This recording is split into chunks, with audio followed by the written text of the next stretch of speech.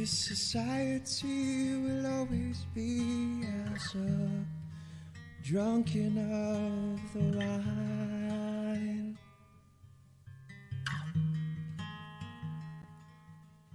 Controlling all the senses for understanding great divine. I will send fire to this land. All right, peace and blessings. This is your brother Gabar, and this is I Am Fit Podcast. Are you fit to go God's way? Oh, praise to the Most High God. And with us today, we got Brother Logic. He's going to bring forth a understanding what we just lost, Brother Logic. He'll be coming back in a few minutes. Okay, so we're going to be going over the calendar today. And he's going to do a presentation. And I'm going to basically be a student today. I've been doing research on the Enoch calendar since GOCC and the lunar calendar and the struggle in trying to um, put it all together. We're going to be right back. We have to just first fix some situations, and we'll be right back. Stay tuned. Peace and blessings.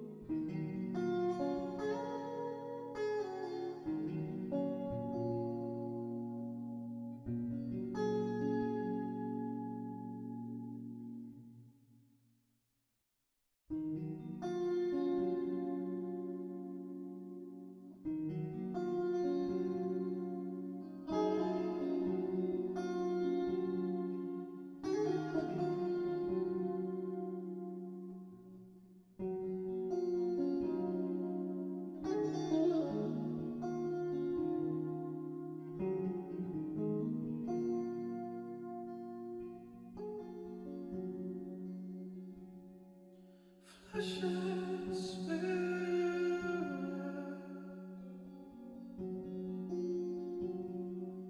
you can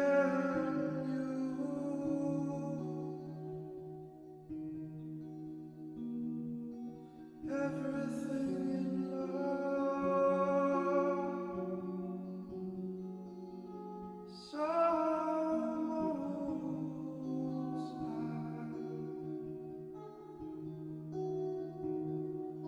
Flesh and spirit,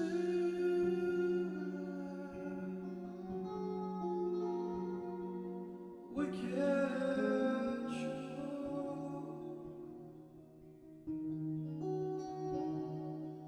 Flesh or spirit,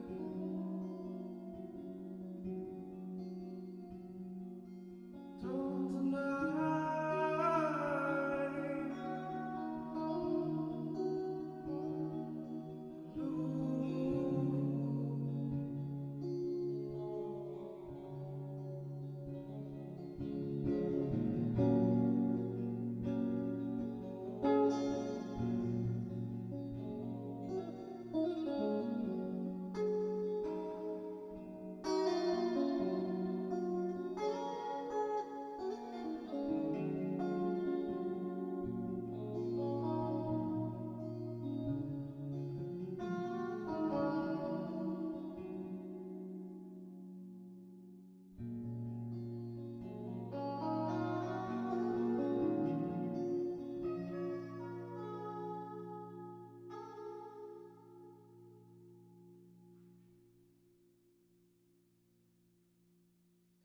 In cunning ways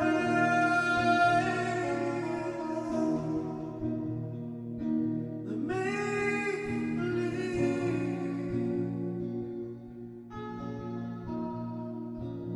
cunning ways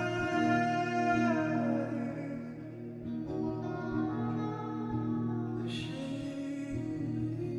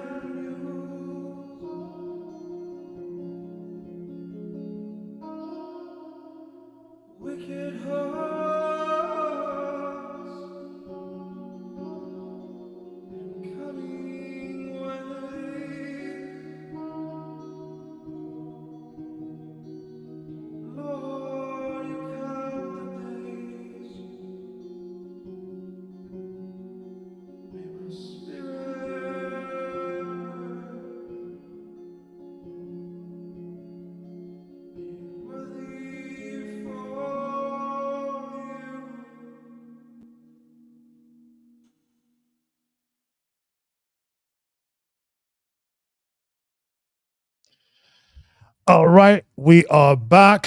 We're trying to fix the audio, and I think can you hear me, brother Logic?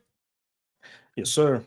Okay, you coming in loud and clear. All right, so we good, we good, we good, we good. All right, so today we're going to be talking about the Enoch calendar, right? So since and I'm all dressed up because I was working late today, so I had to just rush into the house, and so I had to put a suit on, or I didn't have to change. But anyway, you know, since I been in the church community, the Christian community, the Hebrew Israelite community for over 30 years now, um, we always assumed that the calendar was a lunar calendar.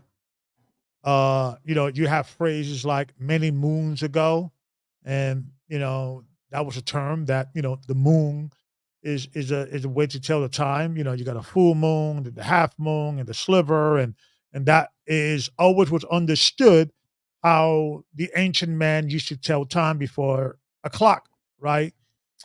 And um now it wasn't perfect. Sometimes, especially over here in the West, you have, cloudy days, you have certain days the moon doesn't even show up. So it has some challenges there. And the reason why I know this, because I remember when I was with One West, the Israelite community in Harlem, I try to tell the time through the moon and things of that nature, try to figure out the sliver and so forth, so on. And so it had some level of expertise that you had to embrace, right? And I just want to say, Shalom, brother, the word. Okay. Shalom, everybody. Shalom. Thank you for joining us and having, hold on, let me just make sure that my comments is working. Okay, it is. Okay, outstanding. So, so when I came across the book of Enoch, even back in the day, you know, uh, there was a brother by the name of Tazawar, Ephraim, my brother. He came across and he kind of began to investigate even back then. Um, Back then, to find a book, you have to either go to the library or go to like a bookstore. This is even before the Barnes and Nobles became a popular thing. And hold on, I just want to make sure the audio is good. Okay, the audio is good. All right, and but then when I joined GOCC, um, they were embracing the different books, like the Book of Enoch, the Book of Jubilee, Jasher, and others, right? So it became a situation that um, this calendar, once it was discovered within the Book of Enoch and the Book of Jubilee, we began to say, okay, this is the calendar or the proper calendar and how we're supposed to follow it, right? And then when I was in One West, IGBK, I never used to count how many months we were celebrating or how many months, we were keeping in the year. And I realized that certain years we were keeping 13 cycles of moon. And I realized that every fourth year or every third year, I believe, there was a leap year, right? And I said, okay, maybe that's what it is, and so forth, so on. And then once I began, we're part of GOCC, that I began to actually look at the lunar calendar and how to keep it, whether it be a practical way to keep it outside of using the Navy observing, time and date website, all these websites. It kind of helps you out to see when there's a sliver and things of that nature.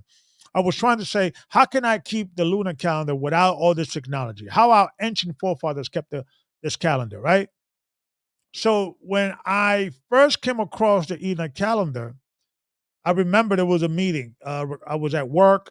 I was in my car visiting a doctor. I went to see a doctor's office because I do marketing for a radiology. So I went back doing that now. And um, they were like, Gabar, I think we got the right calendar. We've been off. The Enoch calendar is 364 days in a year. We have to deal with the new year starting after the vernal equinox, equal day, equal night. And then it's a perfect cycle of 52 sevens or 52 cycles, 52 weeks of 7 days, and it ends perfectly. And when I found it and I saw it, I remember being like, I instantly fell in love with it.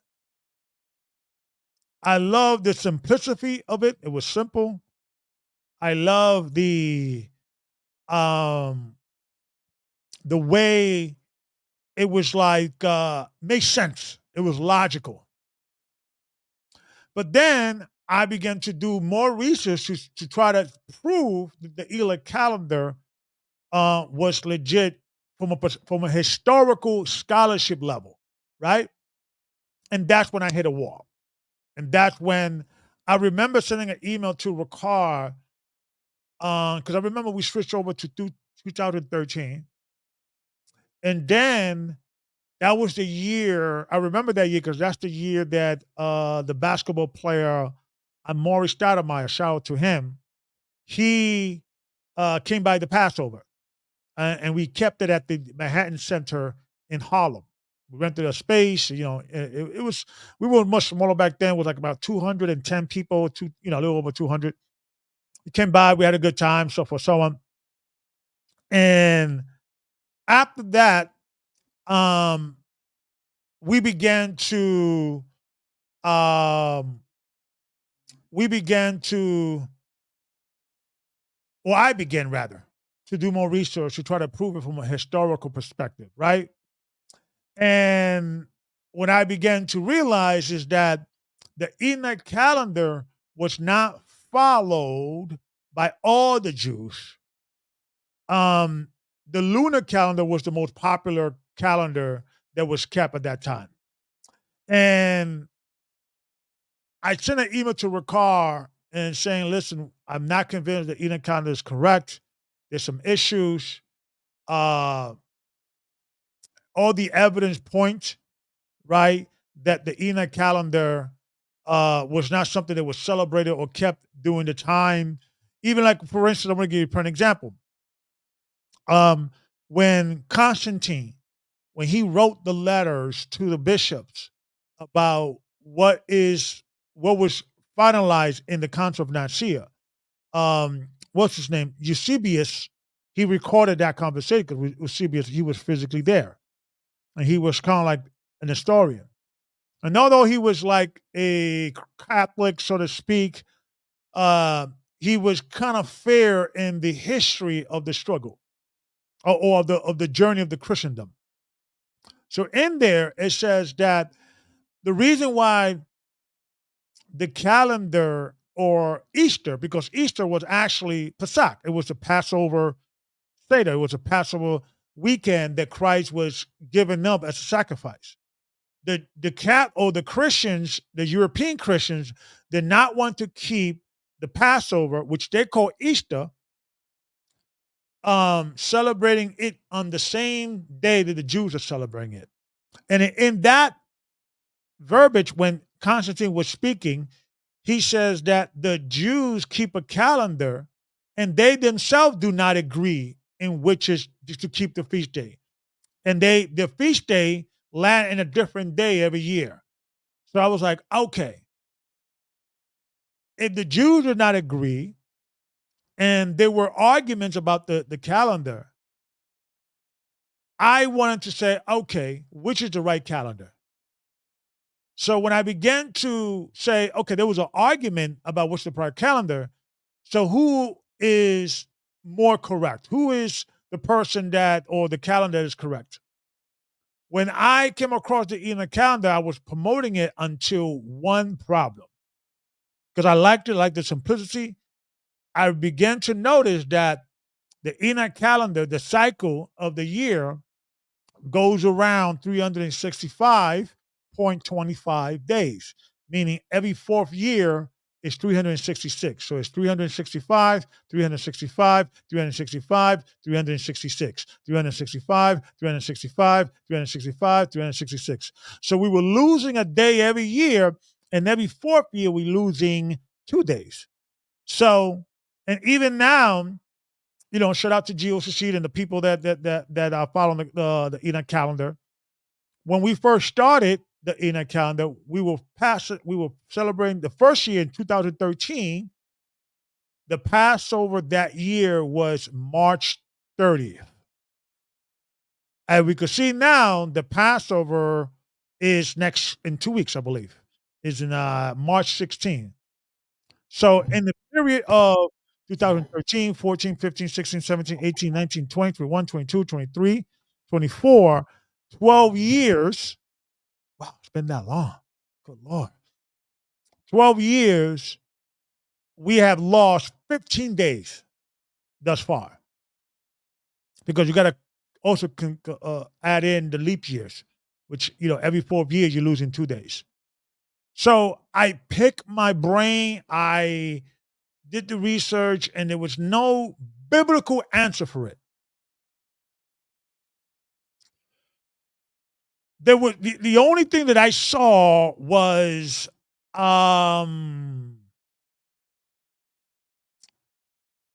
Polycarp was talking about the Passover. Yeah, Polycarp, he was one of the last bishops that kept the Passover as the Jews kept it. And that was the argument of back and forth, when to keep the Passover, what day. The Catholics wanted to celebrate it they wanted to keep it on what they call the Resurrection Day, where Christ was resurrected, right, on the Sunday. And that was the whole argument about it, right? Yes, so Jesus is keeping the Passover next week, and so forth, so on. The only thing that I came as an answer was I believe, in Enoch chapter 80. Well, some books will be chapter 80, other books will be chapter 79. That the angel Uriel told Enoch that in the last days, the days of the sinner, the years, days of years will be shortened. And we're gonna probably go into that today, and that the season will not come when it's supposed to. So maybe that was the answer. Maybe, but it didn't directly address the problem, right? Why don't we still have 13 months, right? And then that's an argument too. That's supposed to be 13 months, because if you calculate, the moon goes around 29 days. If you calculate 29 days times 29 times 52, you get 364. Exactly the number of Enoch, right? So, and I do believe there is a correlation between the moon and the sun, that you could tell time once you have the foundation. So, you did some research on this. You and I have been talking about this behind the scenes, and you feel that you have come with a logical solution, right? To kind of fix the problem. Meeting with the brothers from Man Going God's Way, we talked about this, and he said, "Listen, we don't have an official calendar yet. We're going to talk about this, and then we'll come to a conclusion, things of that nature." But I made it, I was transparent. Say I like the Enoch calendar. I like it because of its simplicity. Because if once technology goes out, and once we don't have the resources to, tell time from a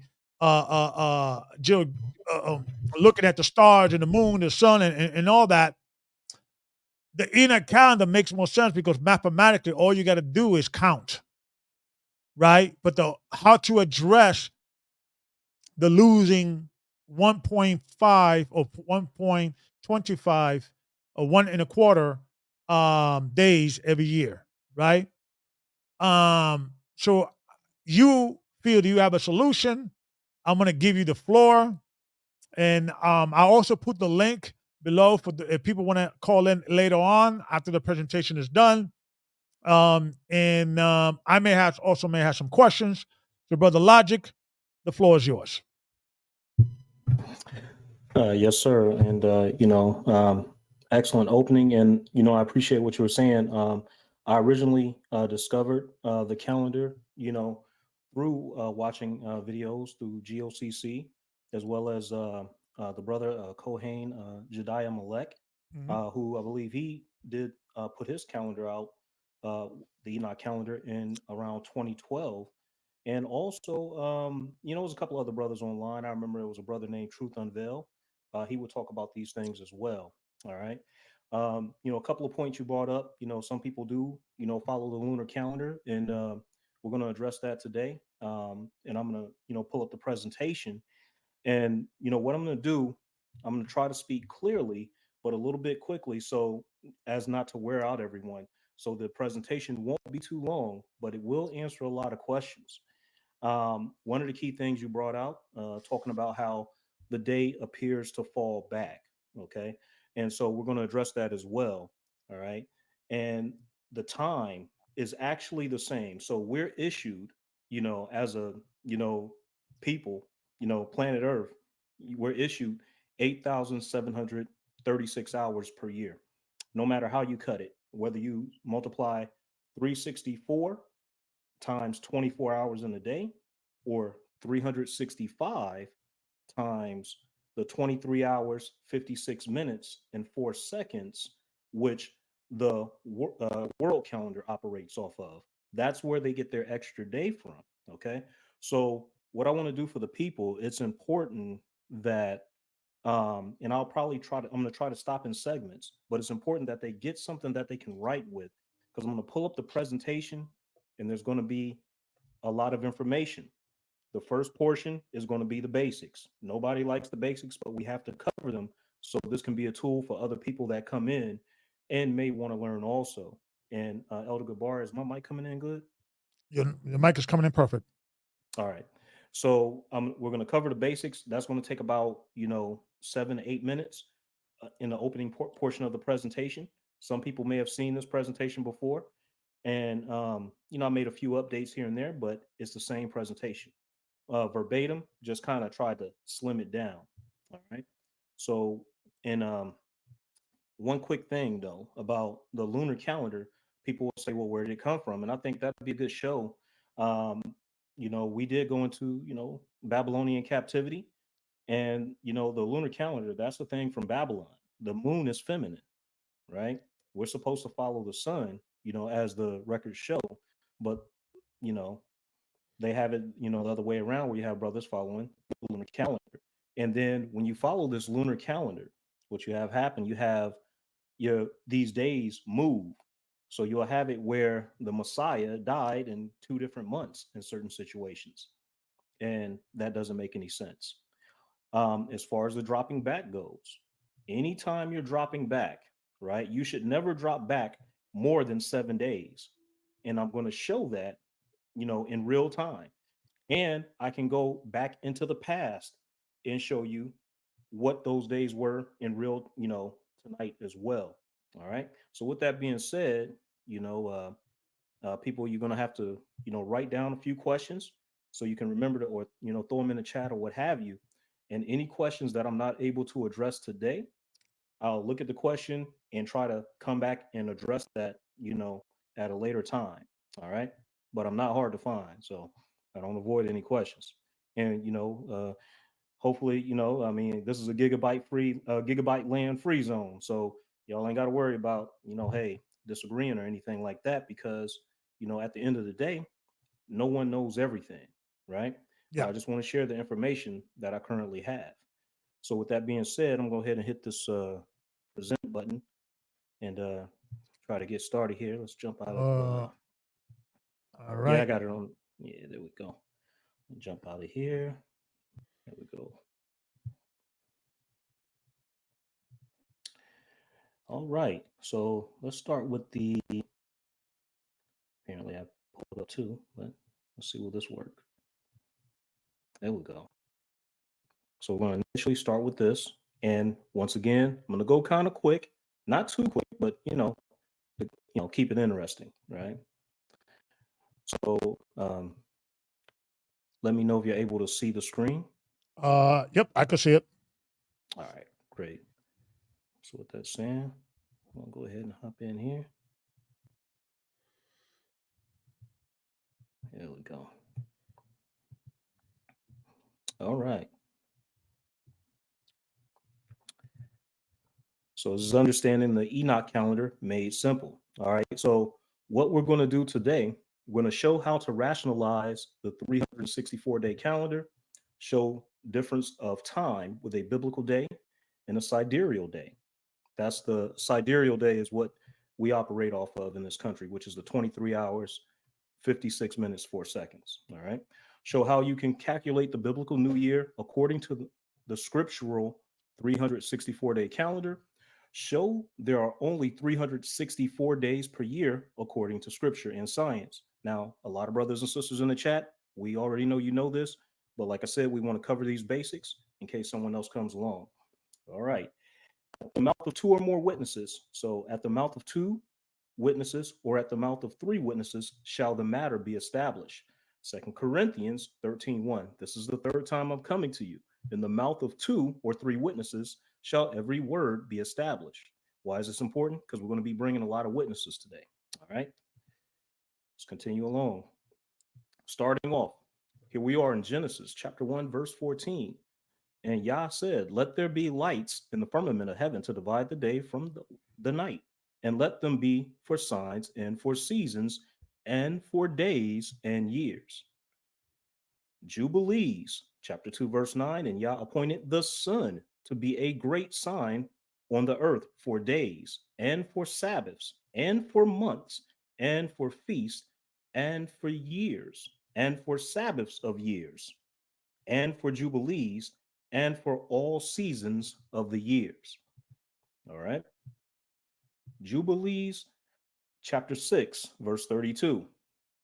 And command thou the children of Israel that they observe the years according to this reckoning, 364 days, and these will constitute a complete year, and they will not disturb its time from its days and from its feasts, for everything will fall out in them according to their testimony, and they will not leave out any day nor disturb any feast. Second witness, Jubilee 6:38. For this reason I command and testify to thee that thou mayest testify to them. For after my death, thy children will disturb them, so that they will not make the year 364 days only. And for this reason, they will go wrong as to the new moons, which means new months, and seasons, and Sabbaths, and festivals. And they will eat all kinds of blood with all.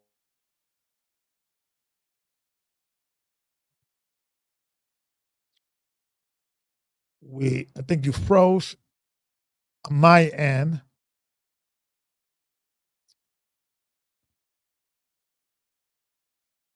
Okay, let me see if we could get them back.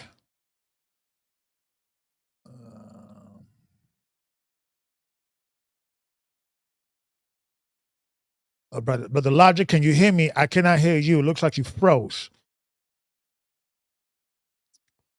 Brother Logic, looks like you froze. So let's see what's going on. All right, so let me try to see if I can bring him back. All right, Brother Logic. Oh, he dropped. He'll come back on. We've been having some internet issues, so we do apologize for that. So I'm going to wait until maybe there's some internet issues in my end, and so for someone, let's see here. Yeah. Yeah. Josephus shows that they had 2 years beginning of the Jewish year, right? Antiquity of the Jews, right? And that's true because according to, I think we got Logic back. All right, Brother Logic, I think you're back. All right, apologize for that. I don't know what Yeah, happened. I've been having that's these okay. technical difficulties. So what I've done, I've switched over to the Wi-Fi, which seems to be more reliable than the hardwire source. So we're gonna go ahead and pick it back up. Okay. I apologize for that. Let's get back up. Share screen here. Yeah, see, can we pull this up here? And I'll go back. Guess I'll go back one or two. Perfect. Where did I drop off at? You would at the Jubilee that you was going towards the end of the second witness. Okay, great. All right, second witness, Jubilees chapter 6:38.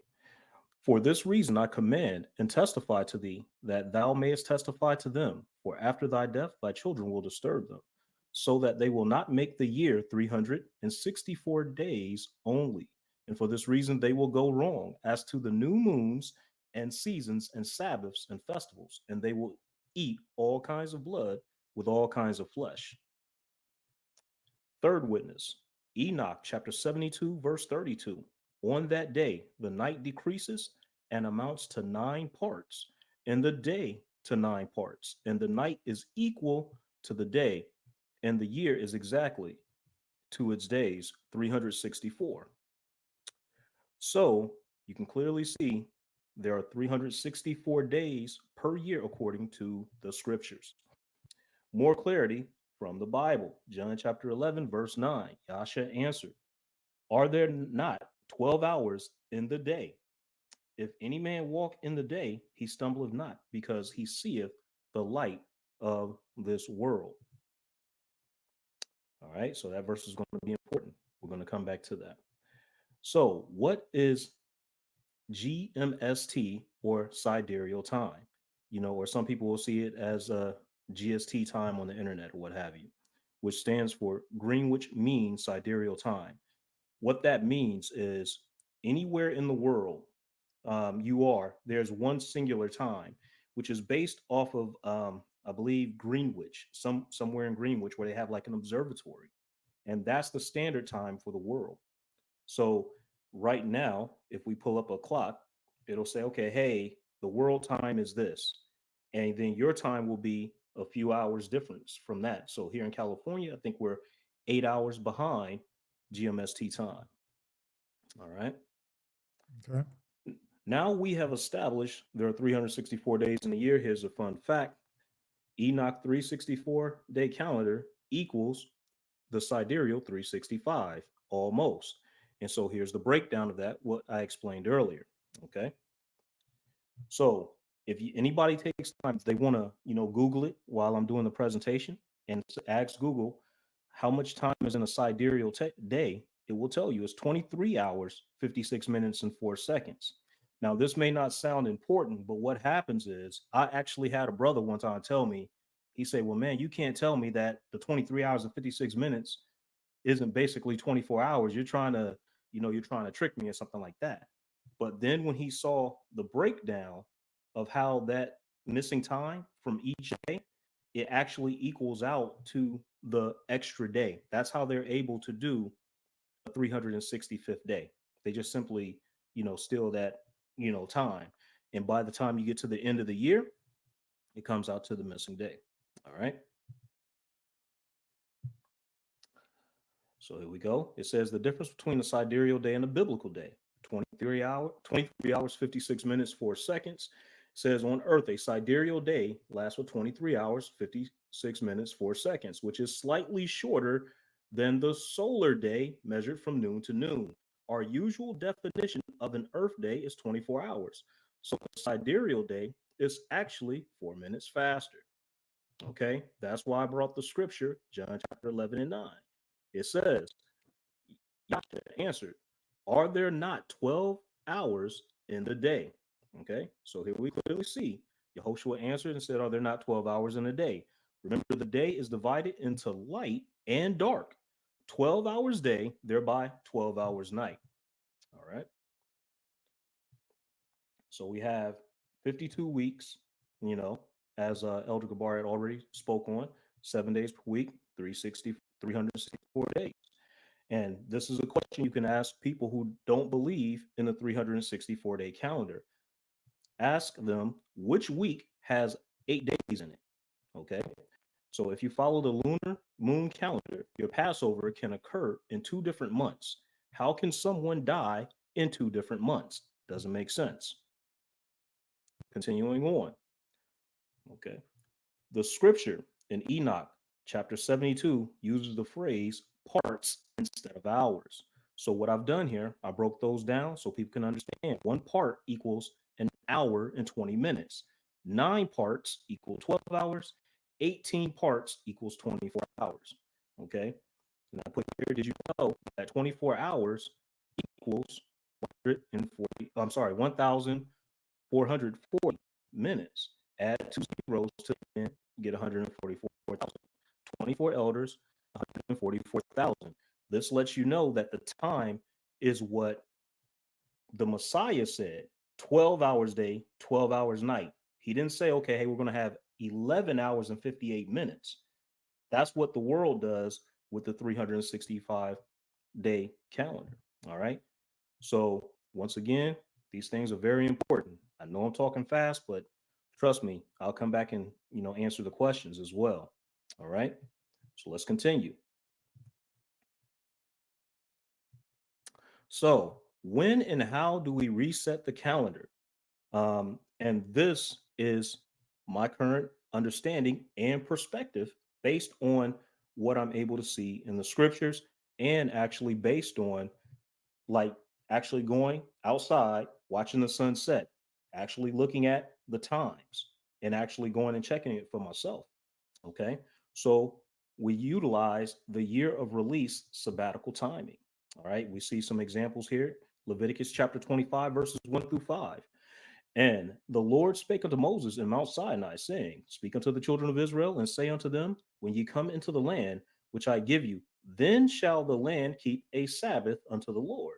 6 years thou shalt sow thy field, and 6 years thou shalt prune thy vineyard, and gather in the fruit thereof. But in the 7th year shall be a Sabbath of rest unto the land, a Sabbath for the Lord. Thou shalt neither sow thy field nor prune thy vineyard. That which groweth of its own accord of thy harvest thou shalt not reap, neither gather the grapes of the vine undressed, for it is a year of rest unto the land. So what we're currently in right now is what's called, some people call, a year of release. All right. So this And, is and just you, but and you, I'm sorry to interrupt. And you believe we end that year? Would this will be considered from your calculation the year of release or a jubilee yes. year? Okay. Yes, I believe that this year is a year of release, and I'm going to actually prove that in this presentation, because I'm going to pull up the calendar. Okay. Because without that, what happens, and I can't see you because I got the screen up in front of me, but what happens is, a lot of the people who follow the Enoch calendar, they miss that, and that's where the understanding goes wrong. And the easiest way to follow it is not complicated. It's actually like what we spoke about earlier, a couple of days ago, is when you follow that day, and when it comes back around to the Sabbath always being the last day of the week and the last day of the year, that lets you know, okay, hey, even parts night, even parts day, on the Sabbath, here comes the reset, here comes the first day of the new year. Okay. And if not, if you don't do it that way, you will continually fall back. But the calendar was never designed to fall back. This was known knowledge back then. Continuing on, it says, calculating the first day of the year. This is the key to getting the Most High Yah's feast days correct. So here we are, Enoch chapter 72, verse 32. All right, we brought this already. At that period, the night becomes shortened. It is 9 parts, and the night is equal with the day. The year is precisely 364 days. Understand that this calculation is done at the time of the year of release. If not, you will have ministries all over the place, like all the confusion that we have today. Why is this important? Because people will go and say, hey, I follow the Enoch calendar. It's 364 days. But yet every year they'll try to go in and recalculate the calendar. Yeah. So I'm going to move it up a few days. Okay, so brother, you didn't follow 364 that year. You followed 368, or you might move it back a few days. Oh, I'm going to Yeah. follow 362. That's where they get thrown off. And And, the and funny one thing, thing, I'm sorry to interrupt, and one thing that I also want to point out that if you follow the lunar calendar, Mhm. we have a commandment that every Sabbath we have to keep it's actually a weekly feast, right? You have to eat and rest and so forth, so on, right? In the book of Jubilee, it says you cannot even fast, all right, on that day. You cannot keep a fast. You are commanded to actually eat on the sacrifice, because there were 2 sacrifices. You had the daily sacrifice and you had the Sabbath sacrifice, right? And of Mhm. course, these sacrifice we eat, right? We give some to the Levites. It's a weekly feast day. Certain year dealing with the lunar calendar, the Day of Atonement lands on a Saturday. In the land, so God is perfect, right? So if He says you're not allowed to fast on the Sabbath, and you have to fast in the Day of Atonement, how can you keep both commandments simultaneously, right? So it has its issues within the lunar calendar. But I just want to also add that as well. Yeah, and that's also an issue with the Wednesday calendars. The Wednesday calendars have it where your Day of Atonement lands on a Saturday. Now, to address and touch on the when people do see that scripture in Jubilees, where it says not to fast on the Sabbath, my I would say my understanding and my belief on that, based on this is just a perspective. Yeah, When we look at the precept that we also find, I want to say somewhere in the Apocrypha, like might be Judith or something like that. yeah, When it says not to fast on the Sabbaths, those are the high Sabbaths. And the reason why that's important that we reconcile that or harmonize that is because people will say, okay, well, didn't the Messiah fast for 40 days and 40 nights? Didn't Moses fast for 40 days and 40 nights? So understand that at those time periods when they did that 40-day, 40-night thing, it was outside a window of major feast days. right. And there's Yeah, actually a second witness to that in the Apocrypha. yeah. It was I believe Judith, when she Yes, sir. mourned for her husband, Yes. she fasted, I think, for a year, and she said she Right. kept she mourning and fasted except on the eve of the feast days or on the feast day, on the eve on the Sabbath and on the Sabbath. So it was Mhm. understood that the 40 days um was not continually, because you have to feast on those feast days. You cannot mourn on those feast days. So, you're absolutely correct. So, if you're following a calendar that certain years the Day of Atonement land on the Sabbath, it becomes a problem, and so forth. So, yeah, Yeah, and also understand that with those Wednesday calendars, the Day of Atonement usually lands on a Shabbat. All right, right. And when I'm gonna, touch on that just a little bit as we continue on. sure, Let's see, can we get back in?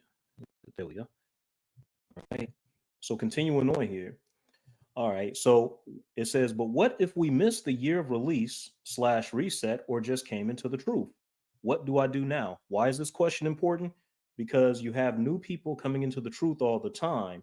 But you have calendars that are all over the place. I'm here to tell you there's only one Enoch calendar, according to what it says in Enoch chapter 72, verse 32. Okay. And we're going to actually, once we start putting the calendars on the screen, people will be able to see it for themselves. But to answer this question, all right, you still calculate the date according to what's in the book of Enoch. Okay. After you have done so, your first day of the year will fall on the first day slash Sunday prior to the calculated day. This will bring you in line with those who obey and follow the scriptures located in Enoch chapter 72. Okay, that's a mouthful. So let me tell you what I just said there.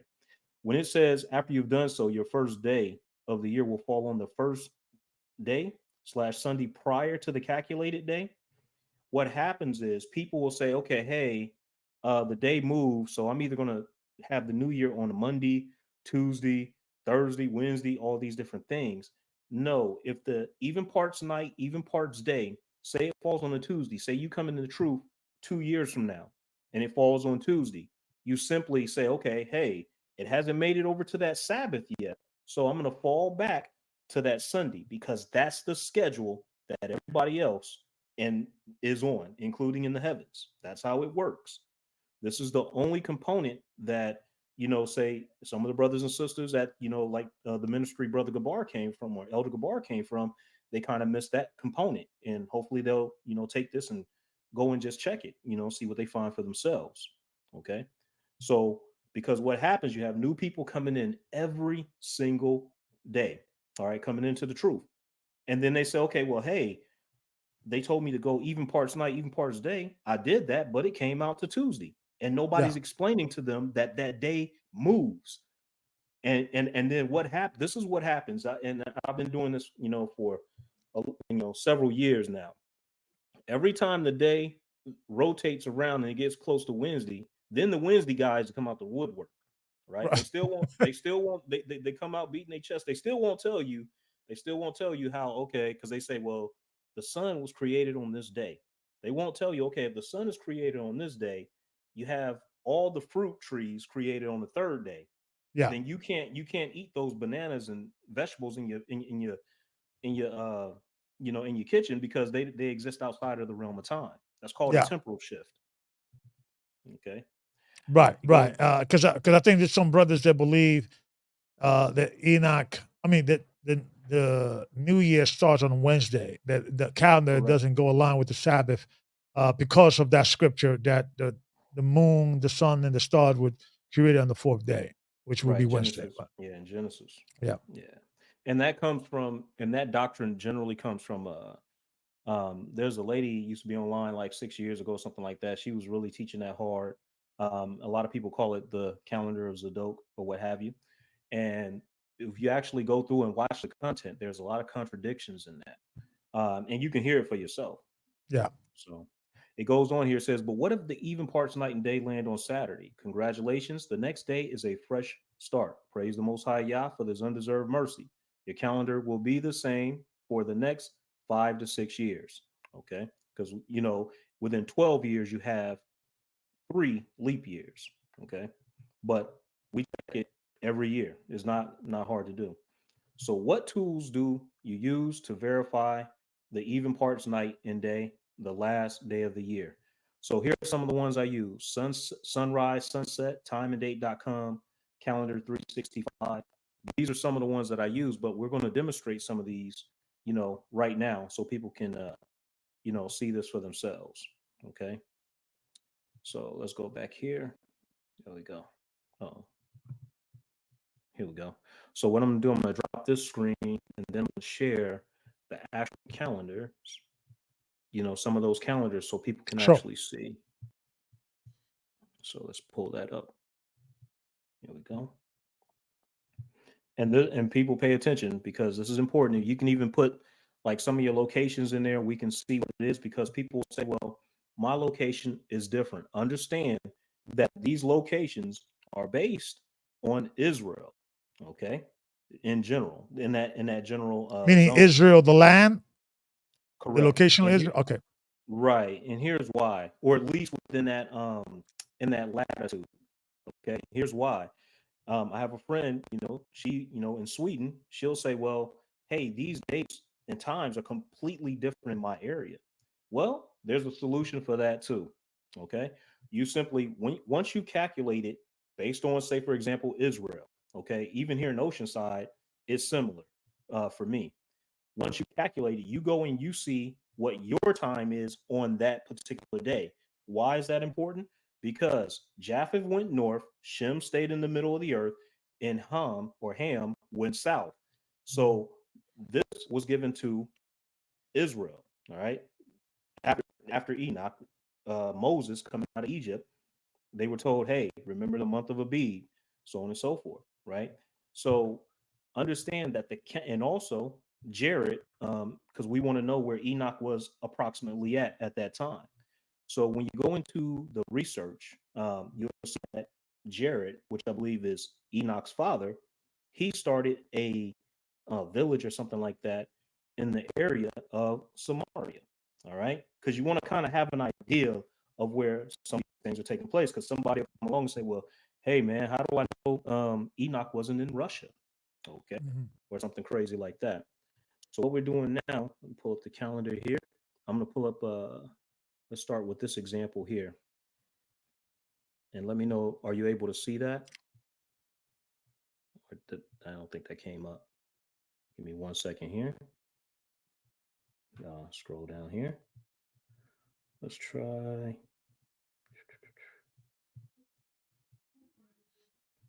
try it. Let's on here.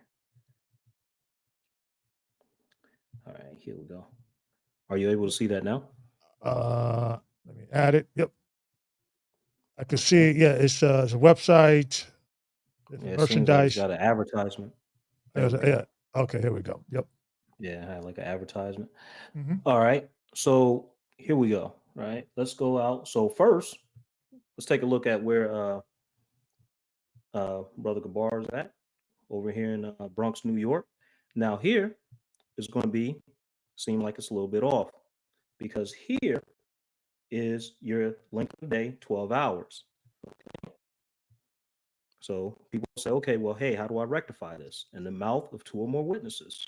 So what we're going to do, so here's the 16th. This is March 16th, the last day of the year. This is in the Bronx, however.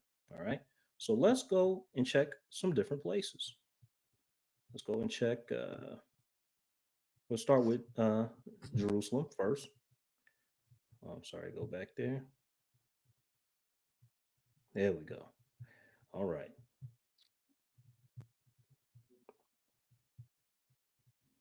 So this website gives you the calendar, whatever you at in the world, basically. You can calculate it to have an idea.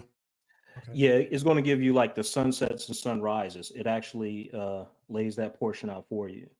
Okay. So that's okay. If you could maybe put that, send me that, could maybe put it in the link for the people as well. Oh, yeah, check definitely. It yeah. And it's called sunrisesunset.com. All right. So now, speaking of which, I'm looking for the one I was looking for. Now I can't find it. I have another one pulled up though, but let's try. Here we go. World cities. There we go. So we can go and look at different places around the world. Okay. So simply scroll down here.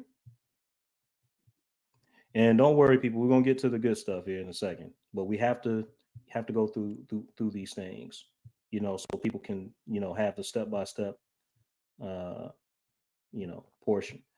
So we're gonna drop down here. I'm just gonna drop down to Israel for example. So Indonesia, Ireland, Israel. Let's try Jerusalem. All right, just to start out. Okay. Sure. And we're gonna go ahead and just click make calendar there. It pops right up.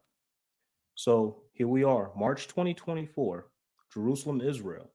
Now, currently, it tells you how far off the GSMT time it is. So it's always going to be 2 hours ahead of GSMT for them, which is what we spoke on earlier. But here, you clearly see sunrise, 5:48, sunset, 5:48. Why is this important? Because when you talk about the calendar amongst Israel, and especially here in the States, everybody just starts arguing. Right. So you have to, they say, how do you eat an elephant? And I'm not telling people to go eat an elephant because that's unclean, but I'm saying you eat a big meal one bite at a time. All right. Right. So I'm dealing with specifically the people who follow the calendar of Enoch first. Okay. Anybody following the calendar of Enoch and they think, oh, hey, the new year was 2 weeks ago, then they would have to explain based on Enoch chapter 72, verse 32. And I'm not calling anybody out specifically. I'm saying if I'm a new person coming in and Enoch just told me even parts night, even parts day, which is right here. Okay. And we're going to look at other websites to verify this also. And then you notice that the day perfectly starts to increase on the first day of the year, just as it is written in the scripture. Okay. Right. So So according to the calculation, the New Year's will start ending as the 16th of March, starting at 17th of this month. That's correct. That's technically the New Year, and then 2 weeks after that will be Passover, according to your calculation. Correct. Well, according to the book. The book tells you even parts night, even parts day. Let's go back 2 weeks though, however. So let's go back 2 weeks. Saturday or the 2nd, 2 weeks ago. There is no way in the world that day is literally 11 hours and 33 minutes. That's a whole 27 minutes off. It would take years and years and years and years of error to get to that point. It would take years. I'm talking about at least 8 years or more of missing the reset to get to this point. There is no such thing as a new year, according to the Enoch calendar, that occurs on March 2nd. It doesn't exist, has never happened since the dawn of time.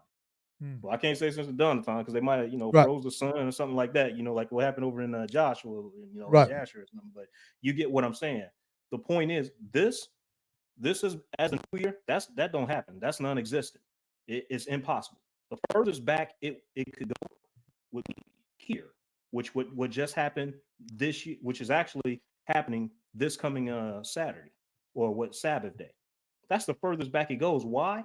Because how do you, if you're a new person coming in, I'm speaking as if you're a new person coming in, how do you determine whose calendar is right and wrong when everybody's coming online and claiming that they're right? Well, if they're more than 7 days away from this, because this day moves, right? So, it moves. And we're going to show that here in the demonstration as well. But if you're more than 7 days, let's say the day fell here. Okay, I wouldn't be all the way up here. That's 10 days away. And, so whoever's following that, hey, they're only 2 weeks off, but it's still off, right? Yeah. So that's just an example. Let's get another example here. Okay. So this year, Mm-hmm. the 364 cycle will, and correct me if I'm wrong, if I get it wrong, technically the 364 ended at March 9th, but because this will be the Jubilee year and you have to add a week, it will land exactly at March 16, March 17, setting you back to the equinox, right? Because Correct. the Yeah, equinox every year it moves correct. back. So then, if you are lost, so you're a new member, you're trying to figure it out, you have to figure out what year is the equinox on this Saturday, or ending on Saturday, starting on Sunday, and that will be the year that will set you off to start that cycle. Would that be a Correct. fair assessment? Right. So basically this day, this right here, it Yeah, literally moved, it moved throughout this week. And this is what people don't get. And I know you can't see me looking at the screen, I but could see you. Yeah, I could see. Yep, if you can see my cursor, yep, I this could see it. day, now that it's here, Yeah, but when you go back and let's see where it was at last year, right? This is yeah, how we can do this right now in real time. Hopefully this one allows me to do a back search. So let's check and see where that day was at last year. This is what all the elders, all the teachers, they don't. I'm not saying they don't know. I know. The good brother. I know brother Yediah. I know he knew that. He's the only person I ever heard really talk about it. So let's see where the day was at last year. Okay, so we're coming off this is 2023 last year.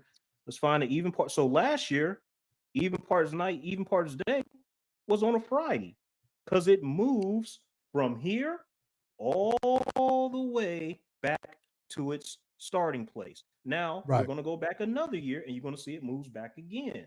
So That's the equal all that date it is is. was from Thursday to Friday, basically. Correct. Friday will be, yeah, because it's moving back. Yeah, So let's see where it was at in 2022. And you can take this all the way back to the inception of even the calendar at your prior ministry or anything like that, and you can see what year they missed it.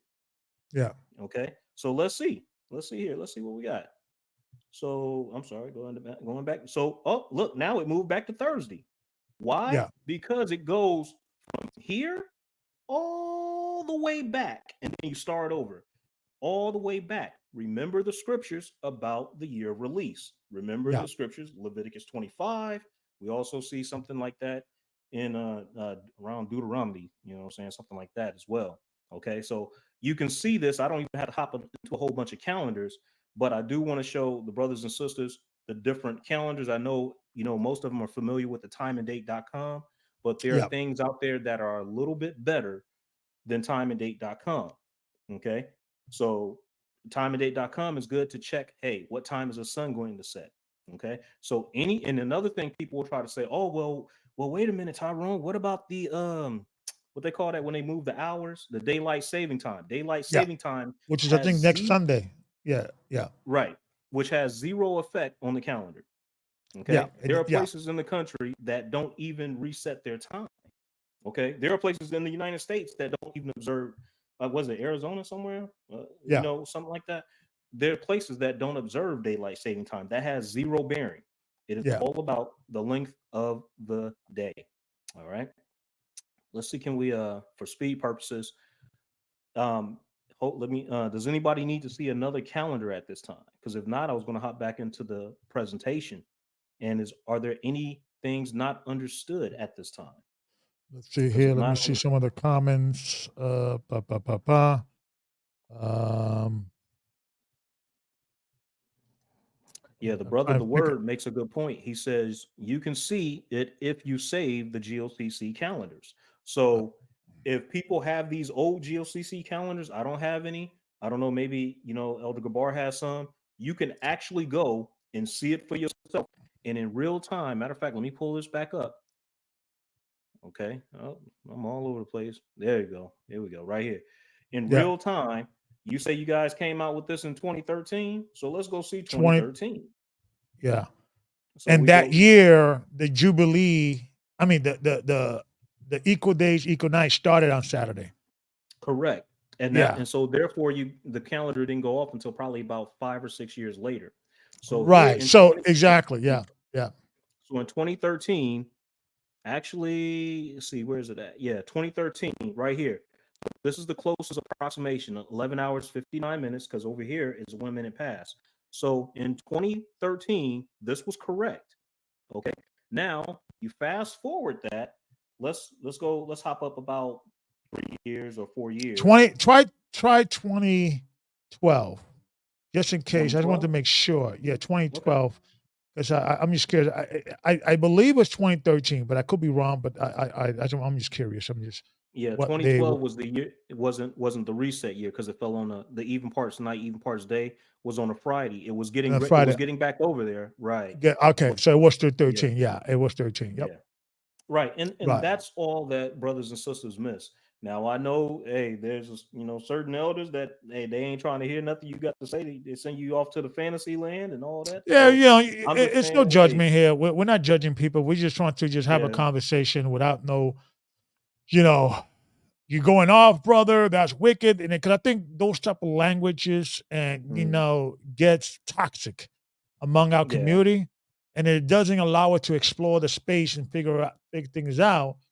Sometimes when people don't want to see certain things, they just simply ignore it.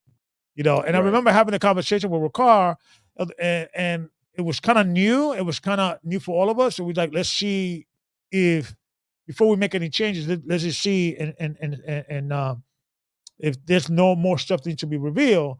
But after a while, other issues got in the way, and it kind of took the back burner. But then, when I left, and I was more a free thinker, and I could speak to the people, freely without nobody really over me. I could express my feelings. I'm not doubting there's a God. I'm not doubting the Bible is real. I'm not doubting that there's a creator, that Christ is the Messiah.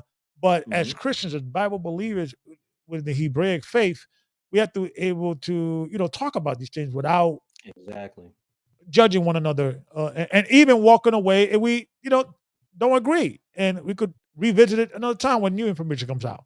You know, all exactly. praises. And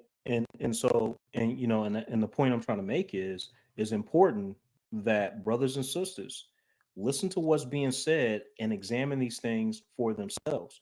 We see over in Ecclesiasticus chapter 4, verse 22, it says, "Accept no person against thy soul, and let not the reverence of any man cause thee to fall."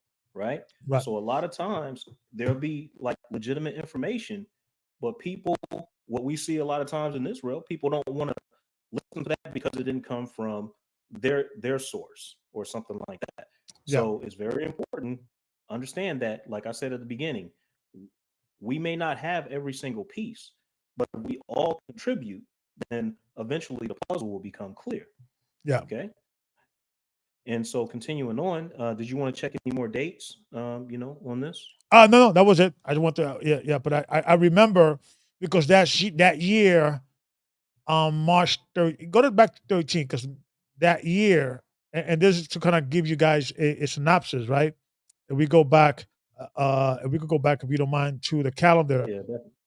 to 13, and then go back to the calendar now, 2024, right? I see you there. All right. So you want me to go to the 13th? 13, yeah, 2013, Okay. if you don't mind. There we go. I just want to show something to you. and I remember that year I was having the conversation with Amor Stoudemire, and because he was asking, "Hey, you guys keep the calendar?" Because I guess most Hebrew Israelites were keeping the calendar from the Jewish, tradition of the lunar. And I'm not knocking those that believe the lunar is correct. We're just having a discussion. This is not a place, of condemning, right? That year, if you count 2 weeks, it will be, I believe, March 30th. If you could scroll down, show the people. So if it there you go. March 30th would have been. I remember the Passover was March 30th going to 31st. Let's go down to 2024 because it's exactly this year is the reset year. Correct. And showing And I'm you that, actually, and I thought there was some divine intervention, hopefully, that people see this video today, because when GOCC switched over to the Enoch calendar, that year, what convinced it was correct, because the Enoch calendar, or the equinox, happened to be landing on Saturday going into Sunday. It was just mere luck. It was just what I'm saying, because we would have been on if we would have been on discovering that calendar or realizing that calendar in 2011, 2010, the equinox that year would have landed on a Thursday or a Wednesday. That makes sense? So it was later on that I began to say, okay, what is the equinox is going to land on the 17th, 16th going to 17. I realized, wait a minute, we're losing a day. Oh, wait a minute, 365. What happened? What's going on? Right? Maybe it's nothing. Maybe it's not. And every year we keep, and I start realizing if we keep this trend, we're going to start having the feast day early March, New Year's, late February. Even now, if you don't change it, if you keep it as it is, we're keeping this year, I believe, GOC kept the New Year's was last year. I mean, last week, excuse me, which was March 3rd. So you like the figure, second to the third or something like that. Yeah. so in the next 3 years, they're going to be having the calendar, the New Year's in February. And it's going to just get worse to the point before you know it, we're going to be having the Passover in February, the coldest month of the year, right? So, and it's okay if you're comfortable with that. You say, well, we're going to keep the calendar as it is until the Most High tell us something or what have you. But it's just food for thought. It's just, I don't judge the people that keep it as it is versus the people that are exploding and say maybe there has to be some adjustments to keep it within the season. But go ahead, brother. Yes, sir. And yes, definitely important that we, like it tells us in the Book of Jubilees, that we keep the days, within their times. Yeah. And it's not about necessarily say judging someone. It's more so about that these things can visually be seen. And like I've been telling the brother the word, I said, brother, what's about to happen come March 16th, everybody everywhere and their grandma and their dog, then the dog is even tied outside, they're gonna find some reason or some way somehow not to be outside to verify these things for themselves, Yeah. or to at least check and observe these things for themselves, or go and check the records. You can go on Google and see, hey, what time did the sun set yesterday in Israel? What time did the sun set at this point?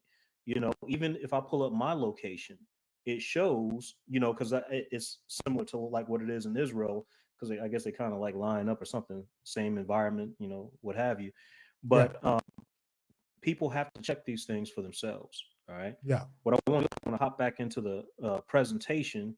Sure. All right. And if for anybody having questions, we'll pull up some more calendars later. But we want to get the meat and potatoes of the I don't know if it's maybe you have to maybe back up your mic a little bit, because it's or just back up yourself. Every time you lean forward, it starts getting a little cracky. So maybe, but when you're speaking regular, just without leaning on, it sounds good. Yeah. So you stay right there. We could hear you perfectly and see you. All right. Yes, sir. Okay. So let's see. Can we hop up and pull back up the presentation here? It's going to be this one. There we go. So, and understand everyone, there's also other tools, not just the sunsetsunrise.com, but we have, and people can more than welcome to come back to the video, take a screenshot of this, whatever they need to do. Everybody's already familiar with timeanddate.com. I like using calendar 365. That's a pretty cool one because it's so simplistic. But calendar 365 generally seems like it works for the United States area. But Yeah. these first two are good to get. Hey, or you can just ask Google, hey, what time is the sunset today? Let me go outside. Let me observe some of these things, if possible, in your area. There's all types of things people can do, to be proactive and to, see this stuff demonstrated for themselves and to Yeah. be active in learning these things for themselves. Because what's going to happen next year, you're going to have people come and say, "Oh no, it starts this year is going to be, the reset or whatever they want to say, and then or their calendar will be 1 week back or 2 weeks forward or this that and the other, Yeah. all because they're not checking it at this very year, and then Yeah. all the confusion starts rolling all over again for the Yeah. next 5 years, and Yeah. it is frustrating. I ain't gonna lie. Yeah. All right, it says, what if I'm either too lazy to go outside to verify for myself, or the understanding simply escapes me at this point, or both? It is currently 2024 on the Gregorian calendar. What is the first day of the year? Well, we ain't, playing 20 questions here. We're going to tell it to you straight. The first day of the year for 2024 is March 17th, according to the Enoch calendar.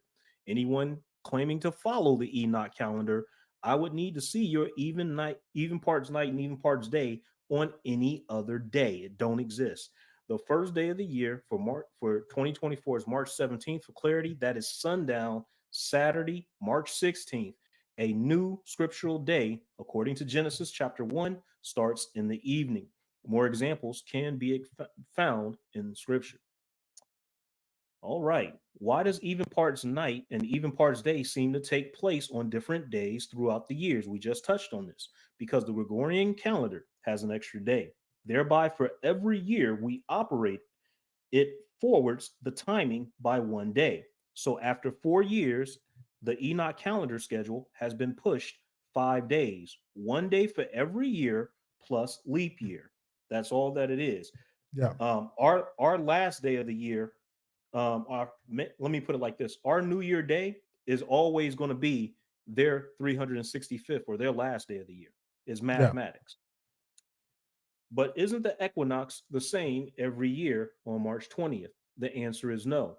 All right. I'm gonna pull up this share this screen real quick for the National Geographic article. I know a lot of people already know this, but I'm just Yeah. going to read a little quick synopsis so people can see this and already have it pulled up. I just have to share it up here real quick.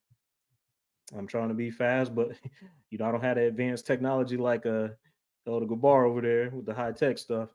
Okay, We're trying. We're trying. We're gonna hook you up. We're gonna hook you up. We're gonna hook you up. so here we go. Vernal equinox, 2012, first day of spring, myth busted. All right. Now, this article, I first remember hearing and seeing this about this article from the good brother Elder Ricard GOCC, Elder Gabar, and the way he did over there.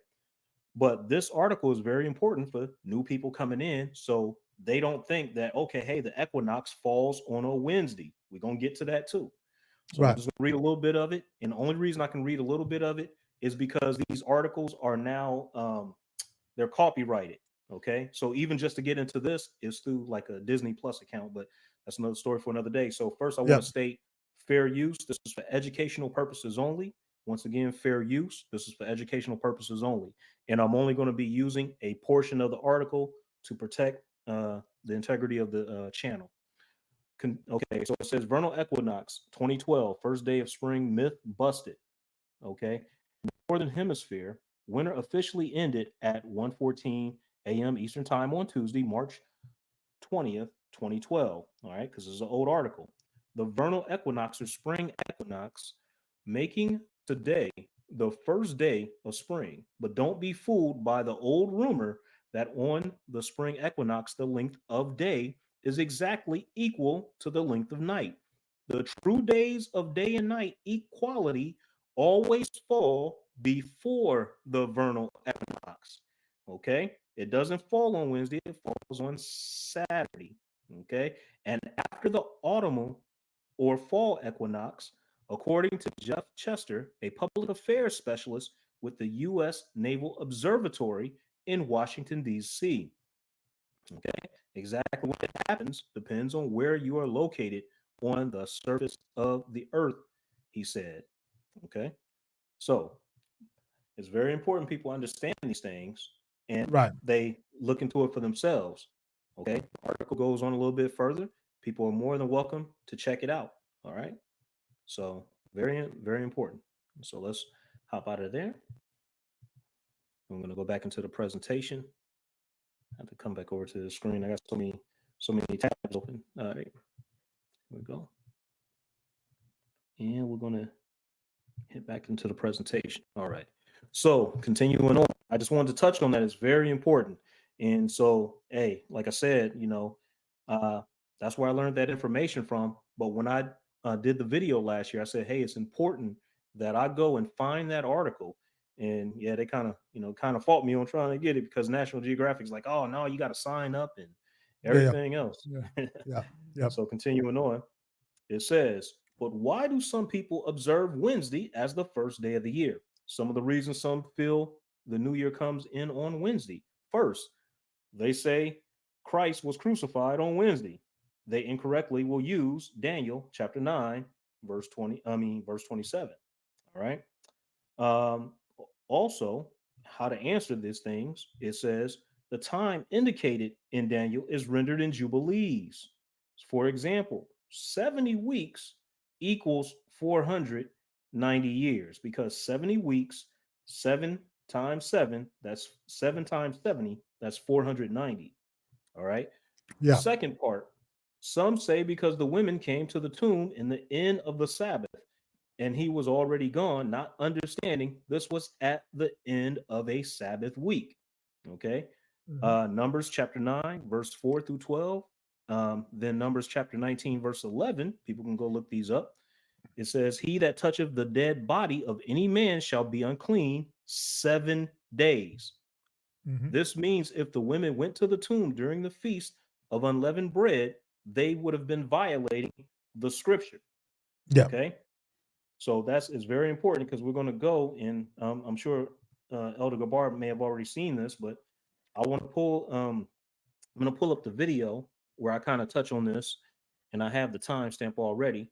So this brother over here at Kingdom Preppers, he did excellent research. It says, fun fact: Matthew 28 verse 1 in the Greek can actually be paraphrased as follows.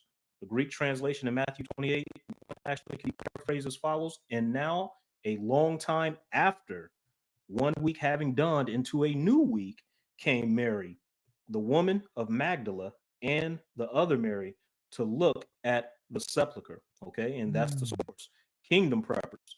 Why is this important? We're about to see right now. We're going to go ahead and just play the video that I already. This is from the video clip that I made last year, but I already have it pulled up. So we're just going to hop over there to it. Let me get that on the screen here. All right, hop to 30. There we go. Yeah, and that's the struggle with translation and who is translating it, because when you have a Greek source or Greek document or Hebrew document that you're looking to translate it into the English language or any other language, the person who's translating it and their prejudice, their biasness, you know, is going to Mhm. be reflected in their translation.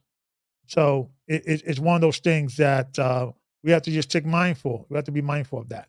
That sometimes you could have a ancient document that could be translated three different ways, and they all will make grammatical sense. But a team of people will make a decision how this thing is going to be translated, and it could drastically change the direction of a particular verse. And I think that's the problem with the people that were translating them, that they were biased already. And that I think that's and that's always going to be a challenge with removing your biasness when you're dealing with translation. That's why we have to start learning Greek, going to having our own PhD, our own people that have these skills and looking at it and see, okay, what they got wrong or what they could have, done better, or what word will fit better, specifically maintaining within the Hebraic tradition. I think that's important. You got to think as a Jew when you're reading the Bible. You got to think as a first century Jew, what was their outlook in life, and things of that nature. But go ahead. Yeah, most definitely. And T Matt Vision says, I totally understand it now. So, hey, man, all praise to the Most High. Hopefully, some understanding is coming forth. What I'm going to do, I'm going to play this portion right here. This is still me talking, but, it's going to sound a little bit fast forward. And my mic is a little bit jacked, so I apologize. But we're going to play this portion real quick, and we're going to give the credit to the source, Kingdom Preppers. What you're about to see is actually, I find it fascinating. I don't know what other people find it fascinating, but hey, I thought it was pretty cool. So I'm gonna go ahead and play that right now. Give me 1 second here. Let's get in there and take a closer look at this. Are you able to hear that? All right, so here we are at Kingdom Preppers. All right. So it says here, that high day, as it turns out, stretched from Sabbath morning through Passover evening and night, all the way to unleavened bread evening, making for a full 36 hours before those who celebrated the feast would be able to do anything about the bodies on the stakes. But what about the famed quotes from all 4 good news books, which see people coming to the tomb on the supposed early morning of the first day following the Friday staking? He goes on, he says, and yes, I believe Yahushua was indeed staked on a Friday. It says here in Matthew 28:1, Mark 16:1 through 2, Luke 24:1, and John 21 all recount the events of an early morning visit to the tomb. But there is something interesting in the original wording of all 4 verses that prove extremely revealing. While all these passages pretty much say the same thing, the clearest picture is painted in Matthew's account. All right. Now, Matthew 28, verse 1 contains a phrase that has been debated for quite some time now. For one thing, one Greek word, which is used twice in the verse with the same exact spelling, is translated in 2 very different ways, which is very suspect on the surface. The word I'm referring to is Sabbaton, which is written like in 2 places in Matthew 28:1, and we see it here on the screen. Let's zoom in a little bit. All right. So we can get a look at that. We're going to go to Blue Letter Bible and check this out too. All right. Because we know you're going to have people out there, they don't trust anything. So goes on, it says, this word cannot be translated 2 different ways. And the translators respected this in many other areas where the same Greek word was used twice in the same passage. But in Matthew 28:1, Sabbaton is translated as both Sabbath and week. But the Greek word used to actually refer to a Sabbath is not usually Sabbaton, but Sabbatu or Sabbato, which looks like this. All right. Now you can clearly, they look almost similar, but as we see here, we have an extra letter here, and we have what looks to be some type of vowel looking point thing underneath what appears to be in English what would look like almost like a W. All right. I'm not no Greek. So continuing on, it says, but getting back to Matthew 28:1, I'll break it down word for word from the Greek text, its transliteration with the associated meaning and Strong's numbers listed as well, so they could be looked up in Blue Letter Bible, which we will also link. Okay. So let's go ahead and jump over into that Blue Letter Bible real quick. Let's take a look at what's going on here. All right. So here we are, Blue Letter Bible. All right. So we got the word pulled up. Let's scroll up a little bit. Sabbaton. All right. Here's the word. Already got it pulled up. Got the Hebrew origin. All right. Let's go down here and see what's going on here. Strong's definition. There we are. It says, of Hebrew origin, the Sabbath, or day of weekly repose from secular avocations. Goes on, it says, also the observance of or institution itself, by extension, a sea night, the interval between 2 Sabbaths. The interval between 2 Sabbaths. Likewise, the plural in all above applications. Sabbath day, comma, week. But what is this? A sea night.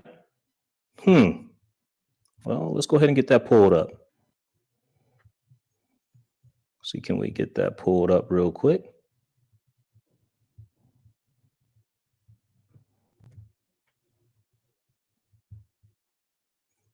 I think we have that right here. Here we go. So let's pull up the definition of that. All right. So Google says a sea night is a week. It's literally a week. All right. Now, this is incorrect right here, I believe, but I'm not sure. But I don't know if that says week. It might be night or something. But all right. So the portion I was referring to that was incorrect was the Hebrew, that it was some Hebrew beneath there that was something a little bit different. But a sea night is a week. All right. This is very important as to what's about to come forth after this point. So we've crossed over into the area where we get into what people like to call the good stuff, so to speak. But here, a week is what the definition of Sonite is, right? So let's go back to Blue Letter Bible to verify that it does say Sonite. All right, let's go back. Let's go ahead and hop over in there. Here we go. We're back at Blue Letter Bible. All right, so we can clearly see Sonite. And feel free, most importantly, to look this stuff up for yourself. All right, because a lot of our people, they get lazy, they hear conflicting information, this, that, and the other, but they don't want to go and check this stuff out. All right, Greek or G4521. Here's the Hebrew origin. It says, once again, G4521. Feel free to look this stuff up for yourself. All right. But it's a sea night. That's a week. Why is that important? We're about to see. All right. Keep in mind. Let's go back to what the brother wrote. Here we are back at the Kingdom Prepper. So it says, he's going to break it down. It says, a long time and now, a week, the two done into 1 week came Mary, the woman of Magdala, and the other Mary. Look at the sepulcher, right? And here's the actual breakdown. It says, and now a long time after, 1 week having dawned into a new week came Mary, the woman of Magdala, and the other Mary to look at the sepulcher. That's what it should say, right? But we're going to need more, right?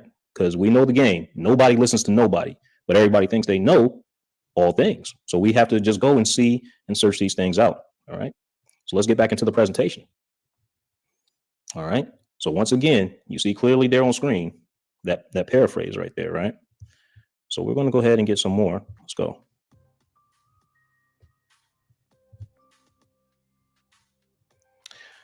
Let's get a second witness to this translation. That speed is fine. You can leave it there. I'm sorry. Go ahead. That speed is fine. You can leave it there. But I also want to add, that will make sense because that week right after the Passover is a two feast. You end the feast of Passover, go into the unleavened bread, right? So we will have to first do the research. What was the Jewish tradition in regards to visiting a dead body doing in the middle of the feast of unleavened bread? And then that will kind of also put a nail in the coffin that it was a week later, not that Sunday morning, and because then that will also will answer the question or the problem that the Catholics have. You cannot get 3 days and 3 nights from Saturday afternoon to Sunday morning. Maybe the translation is all wrong. It was actually a week later. And so this fashion, she did a type of thing we have to explore and converse and explore the space and what other translation can arrive to make to harmonize everything, right? But I'm having a good time here. But go ahead, the floor is yours. Yeah. So real quick, just touching on. Oh man, my whole thing's jacked up now. Uh, excellent point. So, can you even hear me? I I, apologize. Can you I, hear I me? could hear you. Yeah, I could hear you perfectly. Okay. So touching on language, one of the key things, that I've learned, especially, you know, listening to the brother, Yediah, what have you. One of the things I learned is like, hey, it's very important to, if you have the time, consider learning the Hebrew language. I mean, it really helps, and even Yeah, if you just learn a little bit at a time. I know the brother Zion Lex, he's big on telling people, hey, we should learn the language also. So, I mean, definitely, those things are important because what happens is when you go into the King James Bible, as I've said before, once you get into the Greek, you have to check behind every single thing. Why? Because the Hebrew in what's called the Old Testament is usually one for one, word for word. It yeah, it translates as it is written. yeah. Not so much in the Greek. In the Greek, there are some words that there's no English word for. Okay, Right. and it gets really crazy, and people have to be, brothers and sisters have to be really careful unless you like some of the apologetic Israelites, like the brothers over at Sakari, this, that, and the other. They're really good with that stuff. But like, you got some people out there like these are people like vocab, all these cats, they'll twist you up with the Greek Yeah. because that's kind of like what they lean into, and they use the confusion that's there in what's called the renewed covenant as an Right. opportunity to push forward their understandings or what have you. All right. Yeah. So I just Yeah. wanted to share that. Uh, oh man, got to get back on here. So Yep. yeah, we're going to go ahead and get the second witness. We're going to go ahead and continue with the video. This is where I bring in the Gospel of Peter. All right, because if not, like I said in the video clip, we all know the game. No matter what, nobody believes nobody unless it's proven beyond a shadow of a doubt. For anyone that Right. just tuned in, we went, looked at some examples of the calendar. We've proven and verified that the new year starts March 17th, 2024, for those who are following the Enoch calendar. But what we're going to do, we're going to follow up on what I just showed right now with what the brother from Kingdom Preppers have bought, according to it being a week when the women came back to the tomb. Let's follow up and see what it says here. Let me go ahead and play that. There we go. I call Gospel of Peter to the stand. You're up. So let's get it.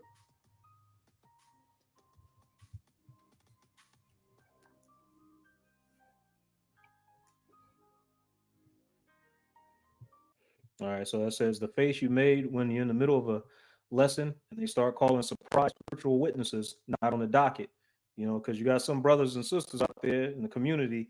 They're like, wait, what book is that? And they got the surprise cat face, right? Mm-hmm.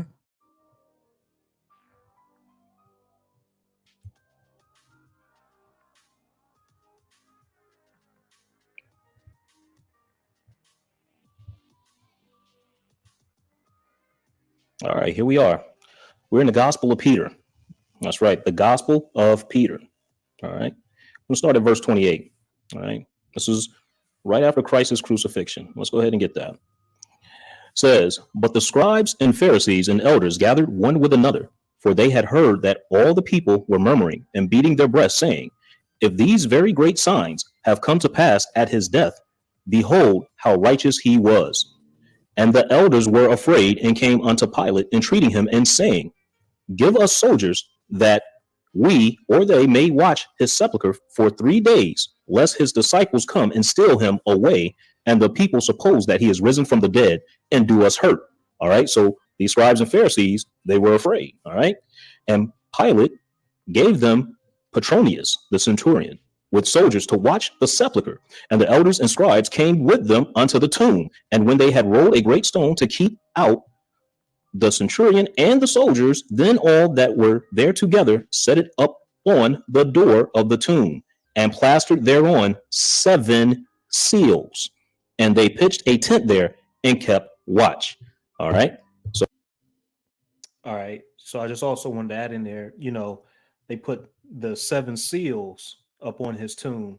The reason why, I mean, you can't even see me. Sorry about that. I just thought that was very unique because, you hear the phrase, the seals have been broken.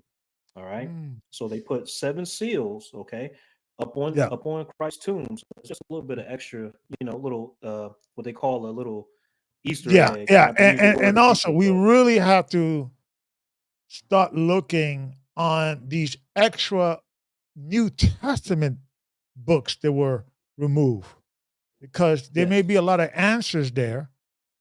I know, and we're going to probably put that conversation for another time. The Gospel of Bartholomew, yes, and you review some information in regards of polygyny.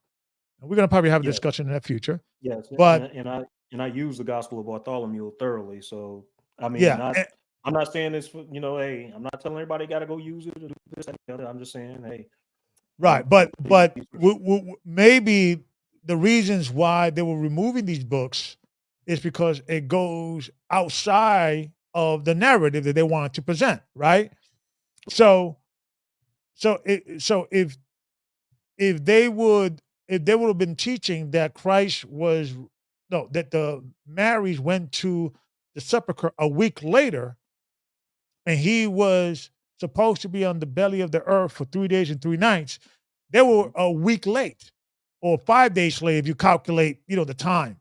So Right. the Sunday or the first day will not have any special meaning. Now, you understand? So now it's Mhm. all making sense. It's all making sense that it most likely it would have been because I believe in the book of Luke it says that they follow the tomb of Christ, the tomb women, and they rested on the Sabbath according to the law, right? And Mhm. but if you were to harmonize it with the Gospel of Peter, which the brother is about to present, that it will be a week later, that makes sense. It would not be insignificant what day they went to the tomb because that day was nothing special. Because if you will count 3 days and 3 days, 3 nights and 3 days, 3 nights and 3 days will be around Monday. But they were fixated on the Sunday, so they had Mhm. to remove certain books that challenged that narrative. This is Yeah. revealing. This is,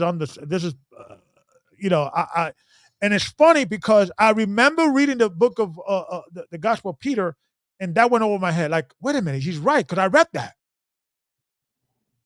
It didn't. It didn't. Sometimes when you read these scriptures, it doesn't all compute until somebody's like, "Ah, okay, that makes sense." But go ahead, brother. I'm excited. Yes, sir. And that's Luke that Elder Gabar mentioned. That's going to be Luke 23:56. And it says, and they returned and prepared spices and ointments and rested the Sabbath day according to the commandment. So Right. that's what you had just quoted there. Proving they I'll were keeping continue. the commandment. They were still Jews. So Right. you have And to they, think as a Jew yeah, and they to couldn't touch the dead harmonize all these body. things. There you go. Yeah. I'm excited. I'm Go going to go ahead. ahead and, there we go. So hopefully you're following along because it's going to get interesting, right? Let's continue. So far, sounds like familiar territory for the most part. Let's continue. Verse 34. And early in the morning, as the Sabbath dawned, there came a multitude from Jerusalem and the region round about to see the sepulchre that had been sealed. Now, in the night whereon the Lord's day dawned, as the soldiers were keeping guard 2 by 2 in every watch, there came a great sound in the heaven, and they saw the heavens open, and 2 men descend thence, shining with a great light, and drawing near unto the sepulchre. All right. So 2 men, let's read that again. Verse 36. There came a great sound in the heaven, and they saw the heavens open, and 2 men descend thence, shining with a great light, and drawing near unto the sepulchre. Verse 37. And that stone which had been set on the door rolled away of itself and went back to the side, and the sepulchre was open, and both of the young men entered in. Okay. When therefore those soldiers saw that, they waked up the centurion and the elders. All right. For they also were there keeping watch. And while they were yet telling them the things which they had seen, they saw again 3 men come out of the sepulchre. So 2 went in, but 3 came out of the tomb. Continuing, and two of them sustaining the other, and a cross following after them. And of the two, they saw that their heads reached unto heaven, which could imply that they're tall, right? But of him that was led by them, that it overpassed the heavens. And they, verse 42, heard a voice out of the heaven saying, Hast thou preached unto them that sleep? And an answer was heard from the cross saying, Yea. 43, those men therefore took counsel one with another to go and report these things unto Pilate. And while they yet thought thereabout, again the heavens were opened, and a man descended and entered into the tomb. All right. So we're going to stop at 45 for right now, but we're going to continue in a second. All right. So so far what we have. All right. Going back up to verse 35. All right. So this is right after the Sabbath in verse 34, because we want to keep track of the time here. It says, now in the night where on the Lord's day dawned. Okay. This is first day. All right. So how do we know this? Because it says the Lord's day. A lot of people get that confused, but it actually is first day according to what is written here. And we also see in Genesis chapter 1, let there be light was also on first day. All right. That doesn't mean you keep the Sabbath on first day. That's incorrect. All right. Verse 34 says, again, we're going to start at 34. And early in the morning, as a Sabbath dawned, there came a multitude from Jerusalem and the region round about to see the sepulchre that had been sealed. But then we go to another day. It says, now in the night where on the Lord's day dawned, understanding that the word dawn could be sunset and sunrise, right? Because it's used interchangeably. That's important. We want to keep track of the time here. All right. So we've seen the events happen. Two men came from heaven. The stone rolled back. They went in. Three men walked out. All right. Another man came from heaven, went into the tomb. Let's continue. All right. Start at verse 42. It says, hast thou preached unto them that sleep? And an answer was heard from the cross saying, Yea. Those men therefore took counsel one with another to go and report those things unto Pilate. And while they yet thought thereabout, again the heavens were opened, and a man descended and entered into the tomb. And they that were with the centurion, all right, or the centurion that they were with him, when they saw. So real quick, it's important people understand what's going on here, because there'll be a lot of brothers who they don't like to deal with extra books, things like that, whether it be some people in certain camps, what have you. Yeah. When it says another man came down and entered the tomb, that's the man that said when they showed up and let you know he ain't here. Okay. That's in the New Testament, right?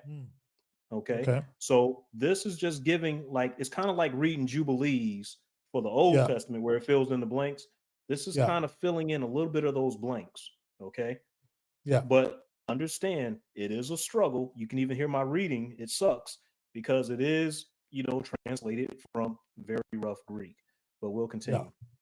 Saw that, hasted to go by night unto Pilate. So this is nighttime on first day, and left the sepulchre whereon, or technically, this is the dawn of, so it's at nighttime, but first day dawn at night. So that's technically going into what some would call Monday. All right. Because that's why, people can't say, well, how do you get from Friday to Sunday? It's not from Friday to Sunday. That's not enough time. All right. It would be Friday till Monday. All right. But continuing, it says, and they that were with the centurion, when they saw that, hasted to go by night unto Pilate, and left the sepulchre whereon they were keeping watch, and told all that they had seen, and were in great agony, saying, of a truth, he was the son of Elohim. All right. So verse 46, Pilate answered and said, I am clear from the blood of the Son of God, but thus it seemed good unto you. Then all they came and besought him and exhorted him to charge the centurion and the soldiers to tell nothing of that they had seen. All right. So this is important. So they're all charged with silence, to keep silent. All right. None of the Jews in that area at the time, celebrating Feast of Unleavened Bread, they would be unaware of this, or at least most of them would be, because they're not coming to visit that site at the time. All right. Continuing. So what I just said there is very important. All the soldiers were charged to keep silent. Okay. This is for all the Wednesday brothers, right? Because we got to go through all this, because if not, they won't listen. They were charged. Hey, you can't say anything. It's like being in the military. Hey, you get an order, you have to follow it. All the people in the area, all the Jews, all the Judeans or from the tribe of Judah, what have you, they wouldn't even know about this. Why? Feast of Unleavened Bread. You're not going to the graveyard and intermingling amongst the graveyards during the Feast of Unleavened Bread. That's a Exactly. law that goes all the way back to Torah. And we Yeah. actually, I get into that eventually as well. It says, "For said they, it is expedient for us to incur the greatest sin before God rather than to fall into the hands of the people of the Jews and to be stoned. Pilate therefore charged the centurion and the soldiers that they should say nothing." Verse 50. Now, early on the Lord's day, so this is the following first day, right? Says, early on the Lord's day, Mary Magdalene, a disciple of the Lord, which being afraid because of the Jews, for they were inflamed with anger, had not performed at the sepulchre of the Lord those things which women are accustomed to do unto them that die. So there was a custom where, they would go in and, do whatever duties they had to do for the bodies. All right. So it says, goes on, it says, which women are accustomed to do unto them that die and are beloved of them, took with her the women, her friends, and came unto the tomb where he was laid. And they feared lest the Jews should see them, and said, even if we were not able to weep and lament him on that day whereon he was crucified, yet let us now do so at his tomb. But who will roll away for us the stone also that is set upon the door of the tomb, that we may enter in and sit beside him and perform that which is due? For the stone was great, and we fear lest any man see us. And if we cannot do so, yet let us cast down at the door these things which we bring for a memorial of him, and we will weep and lament until we come unto our house. So notice how it says, let us cast down these things that we bring for him, right? That's how you get, a lot of things you'll find, in scripture, right? You have people that'll go to tombstones, graveyards, and they leave things on those things. You still see that sometimes today. Verse 55. And they went and found the sepulchre open. They drew near and looked in there and saw there a young man sitting in the midst of the sepulchre, of a fair countenance and clad in very bright raiment, which said unto them, remember, a man came from heaven and went back in, right? So this is who's sitting there. He says and said unto them in verse 56, wherefore are ye come? Whom seek ye? Not him that was crucified. He is risen and is departed.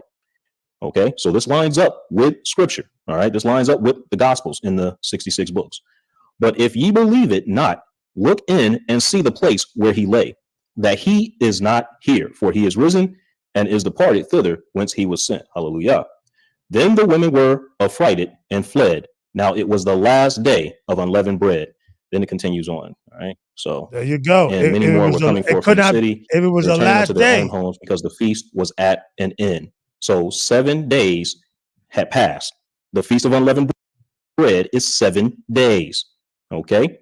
So people need to go in. Feel free to research this stuff for yourself. This is the gospel of Peter. All right. Because we have to bring clarity to some of these things. Right. And like I said, we got the source over here, the Kingdom Prepper. You can also go and check that out and read it for yourself. All right.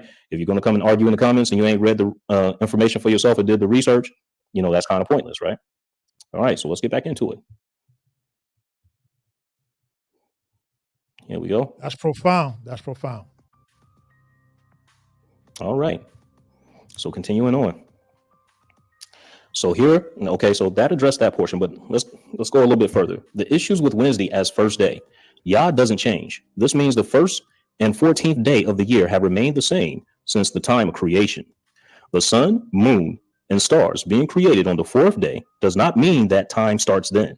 If that were true, you would not be able to eat from the fruit trees because they would exist outside of time because they were created on the third day. Meaning, when were they created?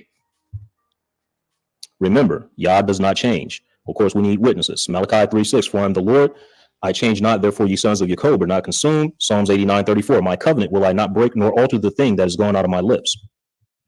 Remember, Sunday is called the first day. The first month of a year will always start on Sunday. The first week of the year will always start on a Sunday. So the first day of the year will always be on first day. All right. Some people use the moon to calculate their dates. Is this an alternative way to figure out the new year? Well, the answer is Jubilees, chapter 6. All right. So, so just touching on what I just covered there, that is to, oh man, I can't see. There we go. So hopefully, that kind of, brings a little bit of clarity. Yeah. To that matter. And I'm not saying people, have to accept that perspective. Yeah. My whole thing is for people to follow what the book says, what the scriptures say. If Yeah. we're talking about the calendar, follow, hey, it says even parts night, even parts day, and then listen to the information and the wisdom on how we rectify when that day moves. We've Yeah. demonstrated in this broadcast and we've shown visually that that day actually moves. So it's not like, oh, hey, I'm saying it moves. It Yeah. actually does. Okay. So Yeah. these are some things that people are And able we, to and, we, see. and what people need to understand that from the time it was over 1,000 years that the Bible could not be translated by anybody, and it could only be translated in Latin, and then you will have to go to the Catholic priest to speak to you in Latin, and then you have a translator speaking to you in the common language, which was English at that time, right? Old Crooked English. So by the time the translators began to translate the Bible, before they were Protestants, they were Catholics. So they were following. So a lot of the transition or the translation were more a reflection of their culture they were following that time. So Mhm. if we would take all the books that were taken out and examine them ourselves and to kind of fill in the blanks and don't allow them to fill the blanks if because this is their dilemma. They wanted to deal with the Sunday worship, and they wanted to find a reason for that. So they had to remove the book of Peter, which when I read it, there was really nothing outside of what there was nothing controversial, contradicting. And when I remember reading that, and it was the last day of the unleavened bread, it went over my head. It Mhm. went really over my head. And maybe I thought because I was so caught up into um the women came on that Sunday, or they came in on that Monday or whatever. I was Mhm. caught up into that. But you're right, it was the feast of unleavened bread, and you have to every day you have to present a sacrifice. You have to present a feast, right? A gathering. Mhm. So burying bodies and visiting bodies during a feast day was unheard of. And we're going to also confirm that maybe in a few weeks, or maybe in regards what was the do's and do nots during the feast days, what you could not do. And if we could prove that historically, then that's like a slam dunk. And let me also say this, that part of the reason why they had to take out these gospels, Gospel of Peter. He was like, a major apostle in the Bible, right? You're gonna remove that a gospel, which doesn't reflect anything. Who cares when the Mary Magdalenes and the other Mary went to visit, unless they had an agenda. So I Mhm. believe that it was more because they wanted to disassociate themselves, and they wanted to dissociate the Christians that believe in Christ with anything doing with the Jew law or the Israelite law. The laws was really the laws of God. So they need to kind of shape the image, the movie. They were narrating the story to fit their agenda, and that's why you even have many Catholic priests saying, "Well, the 3 days and 3 nights is symbolic. It really started on Wednesday when he was giving up, or something." They come up with some cockamamie excuse because they don't. You can't get 3 days and 3 nights, right? And you can't walk away from that. But if the women came a week later at the end of the feast of unleavened bread, that would make perfect sense. It would not have mattered. That it would not have hit home so much, right? Because of Sunday, they wanted that because they wanted to do something different outside of what the Jews were doing. So they had to push the narrative. Oh praises, man! Oh praises, oh praises. Oh, But praise the Most High. yeah, I think and like I said, guys, we're just having a discussion. You have to explore the space, man, and the Bible itself. the book that we have today, reading it, is self-evidence that there are books missing in the Bible, because it mentions books that are not in the Bible, right? Christ quoted Jubilee. He quoted in the Apocrypha, right? Enoch. Even John says that um, that not all the books can be preserved, can be gathered of all the works that Christ did. So you mean to tell me we're only gonna have 4 gospels? What be it never makes sense to me why we don't have at least 12 gospels, all the gospels of the apostles. And the Exactly. majority of the epistles that we have is Apostle Paul, who came later, which I'm not hating on Paul. I love Paul. Mhm. I think he's an important component. But how is it you're going to have the majority of the books of the New Testament being with someone who came in later, was called upon later? And I could see why certain people are suspicious of Paul's writings and things of that nature, right? Because of that. Because if you, let's just say you have the 12 apostles, I mean, you have the 12 gospel of the 12 apostles, and you have, each apostle have 2 or 3 different epistles. Paul would have been outnumbered with all the epistles and apostles, because it would not have been a big deal. But it looked like they Right. were just ticking down stuff because they had an agenda, man. And I think we have to explore the place, explore the space. And yeah, I believe, GOCC did a brave thing in accepting these other books. The ministry, I think that the brother, I forgot his name, that you was part of, uh, Brother Yediah. Brother Yediah brother Malek. Yediah, he also Yeah. explored. I think he started following the calendar around 2012 or 11, around Yeah, ish. he's the like one of the first people to actually bring out the Enoch calendar, and he follows it still to this day. Right. And I actually, because I recommend, when we talk about the book of Enoch, he also, because our people are starting to put out our own books, so I recommend people check out the work that he's doing. So I have here a copy of his book of Enoch, and this, what I'm saying, it actually has the actual Hebrew in it. Okay. Mm, So it has the English and the Hebrew side by side, right? amen. Amen to that. So people can do those comparisons, so on and so forth. And it's a beautiful book, and it actually has, as he says, it has the pictures of our people in there, accurately. It actually shows, if I can That's a find a few blessing. Yeah. pictures here. Make sure you Um, send the link. Put the link for the people who want to purchase. We have to we have to support Hebrew Israelite business. I'm always shouting that out. Your support our scholarship, and this is for the young brothers and sisters, but especially you brothers. Um, I hope this show inspires you for you to, maybe, if you're looking to go to college, go get a master's degree in biblical history. Get a PhD in Hebrew. Get a PhD in the book, in classical or Koine Greek or biblical Greek.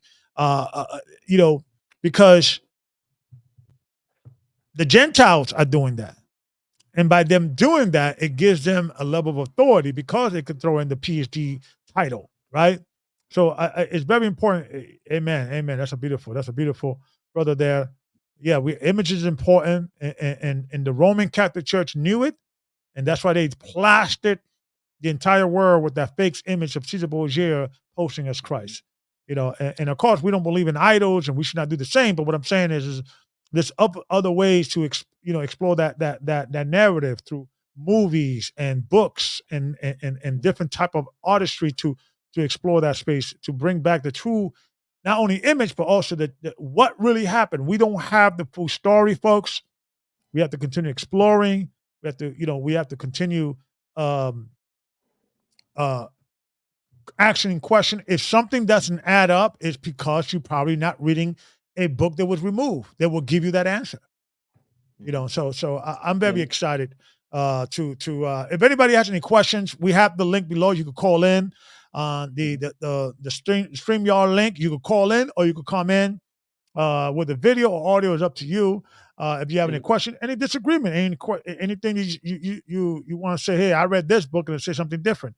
We have to explore the space. And like I said, this is not a place to argue or judge one another. We disagree. This is just exploring the different possibilities. Perhaps we got something, you know, something that it hasn't been explored. A piece that is missing. Amen. So and absolutely, brother. Absolutely. Yeah. and one of the key things is, um, well, yeah, I kind of lost my thought there, but yeah, it's definitely important to understand. I see. I know. I remember where I was going now. One of the key things is to understand that um, Yehoshua had 12 disciples, Yeah. but they gave you four of the books. But Right. yet, every single time you go into one of these gospels that are not in what they call their canon, you always uncover some type of answer, whether it Hmm. be Gospel of Bartholomew, whether it be, uh, the fragment of Gospel of Peter, Hmm. whether it be Gospel of Thomas, what have you. You're always uncovering some answer, and Yeah. it seems to mysteriously line up consistently with Scripture. I do Hmm. want to add one more thing before we close out. So, Yeah. which is if you can put the screen up. I think Sure. I've already shared it.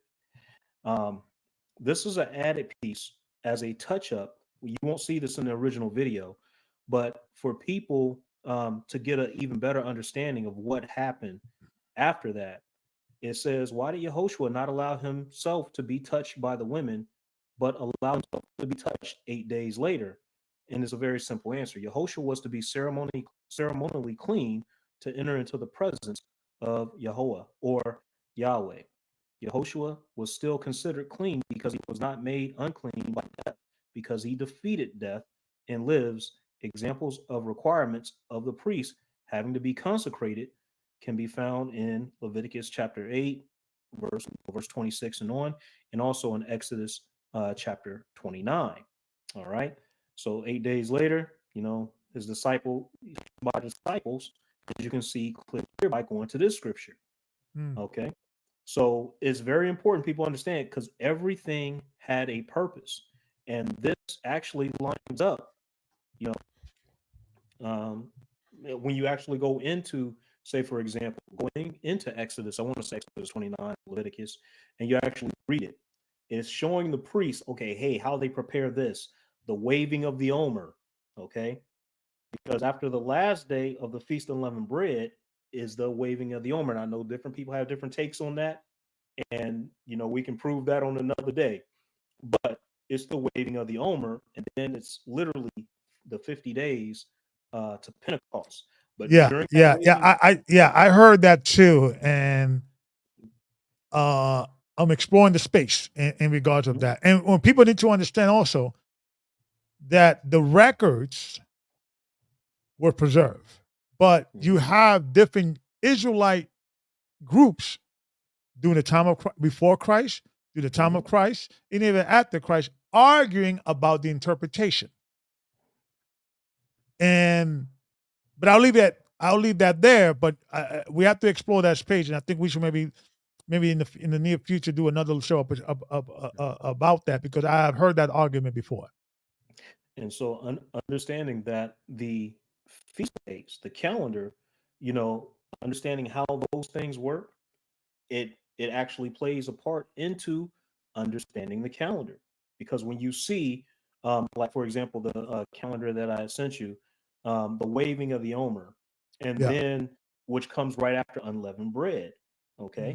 Hmm. Because you have to have that, and it tells you, in the New Testament, I can't remember exactly where at this time, but you had to have the waving of the Omer, or that the Christ being the first fruits from the grave, so to Yeah. speak, right? You see the same exact thing in Torah when they're going through the consecration process. Mm. Right. So if I can, I'll just pull up the few verses. I want to say is in let me try Leviticus 8 off the top of the head. It might be Leviticus 8, but if somebody in the chat, they probably know it a lot faster than I do. But in Leviticus chapter 8, let's hop down here. Jump down to around verse around verse 26. Why is this important? What takes place during the consecration? Unleavened bread. Okay. So Leviticus 8:26, and out of the basket of unleavened bread that was before Yahweh, he took one unleavened cake and a cake of oil bread and one wafer, put them on the fat and upon the right shoulder. And he put all upon Aaron's hand and upon his son's hand and waved them for a wave offering before Yahweh. And Moses took them from off their hands and burnt them on the altar when the burnt went upon the burnt offering. They were consecrations for a sweet savor. It is an offering made by fire unto the Lord. And Moses took the breast and waved it for a wave offering. Okay, this is what we do, the waving of the omer. Before the Lord, for of the ram of consecration, it was Moses' part, and the Lord commanded as the Lord commanded Moses. Leviticus 8:30. And Moses took of the anointing oil and of the blood which was upon the altar and sprinkled it upon Aaron and upon his garments and upon his sons and upon his sons' garments with him, and sanctified Aaron and his garments and his sons and his sons' garments with him. And Moses said unto Aaron or Aaron to his sons, boil the flesh at the door of the tabernacle of the congregation, and there eat it with the bread that is in the basket of consecrations, as I commanded, saying, Aaron and his sons shall eat. And it goes on, dropping down here, verse 33. And ye shall not go out of the door of the tabernacle of the congregation in 7 days, until the days of your consecration be at an end. For 7 days shall he consecrate you. So when Christ became our high priest, he still had to go through that consecration portion. Touch me because I have not, don't touch me because I haven't ascended to my Father. So that's why that was you know, is a a little important piece. Right. I And know I I took a think lot to get to there, but right. And I think the people that were at that time shaping the Bible, right, the Roman Empire was an empire. They were powerful people. So when they began to convert to Christianity, they had to conform Christianity to their vision, not the other way around. They created their own version of Christianity. And when you look at the writings of Eusebius, the writings in regards of the history and how the Jews viewed, the European Christians view anything dealing with Judean culture, they didn't want, they said, we don't want to deal with it, right? The whole argument between Bishop Polycarp and Bishop Victor was because of that. Victor didn't want to keep the feast day the same way the Jews kept the feast day, the Passover. And there was an argument on that and so forth, so on. It was the Western European bishop that the one that was trying to create their own version of scripture.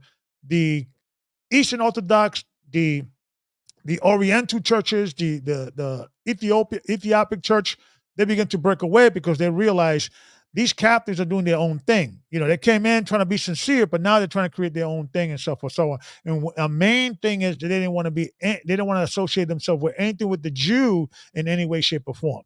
Anything with Torah, anything with the law, because they felt the law was done away with, and it would have been contradicting if the Jews were keeping the Torah after the life, death, and resurrection of the Messiah.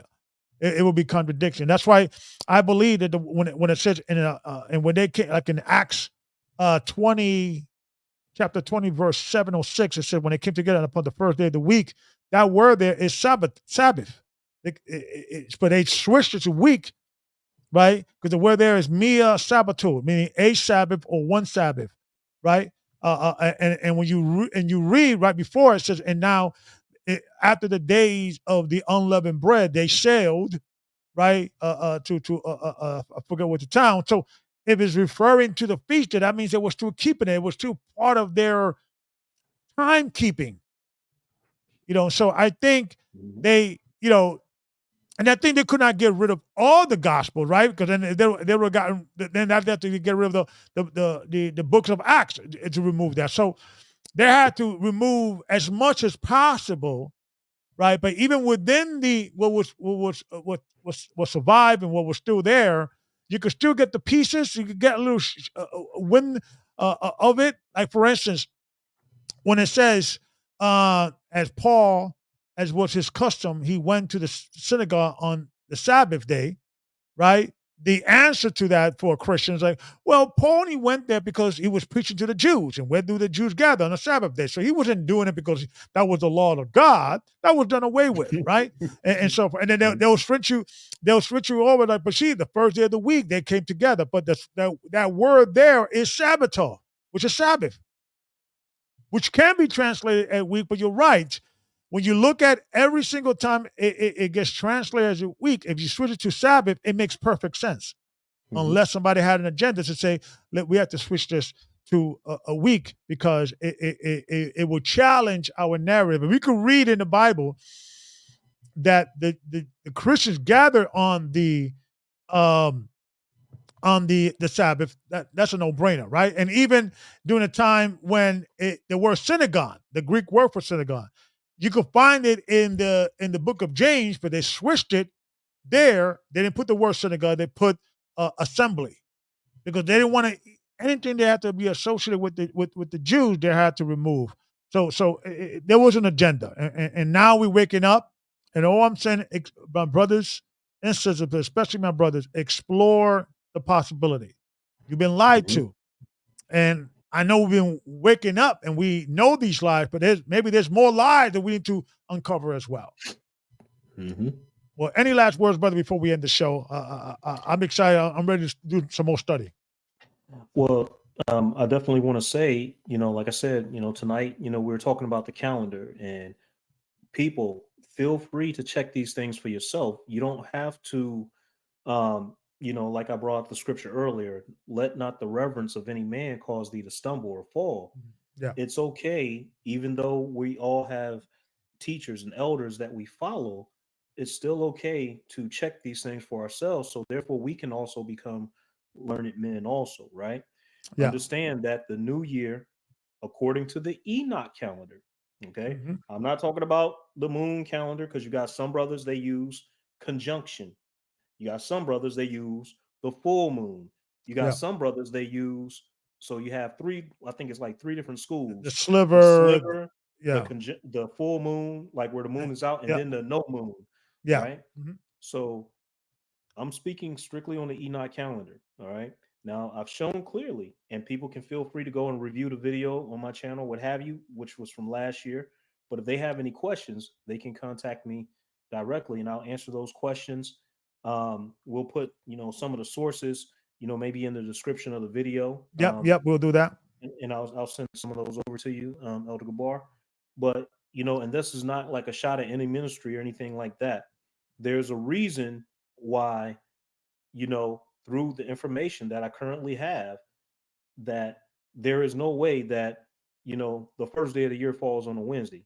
That doesn't exist. Any of the Wednesday brothers that believe that, this is not taking a shot at you, but I need somebody to tell me, okay, how do fruits and bananas exist outside of time? Okay, because Genesis chapter 1, verse 1 says, in the beginning. That's the first day. Yeah. That's when time began. Everything after that exists inside of that, inside of time. So, brother, if you Okay. could do me a favor, because people say, please, drop the link for the book. So after the show, if you could put together, email a link of all the discussion, all the links, and I could just copy and paste and put it right there for the audience. So just folks, after the show, you just give me about within the hour or so, you could come back and get all the sources. And for those that are looking for the book, they can go and check out HebrewIsraeliteScriptures.com. And this is the one that I use. Is the book of Enoch. And like the brother says, is by our people, but it's a perfect one-for-one translation of the book of Enoch. Is the same thing as you're going to find in the R.H. Charles version. However, because the brother that put this out is also fluent and teaches Hebrew, he is able to put the Hebrew side in there and also catch any inconsistencies that you might find off of one that you just pick up out of Amazon or something like that. So you're going to see some. And he has precepts in there. But that's for the Enoch doubters. So I'll just show you one page here or something.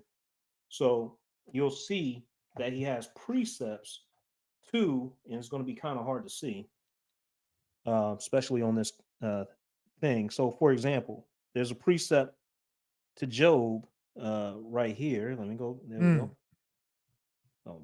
There we go. My camera's mirrored. So you got the precepts. That precept, the regular Bible. Here's a precept to Mark, right? You see it right there in the red. yeah. Okay. And of course, on the opposite side, you have the Hebrew. But there we go.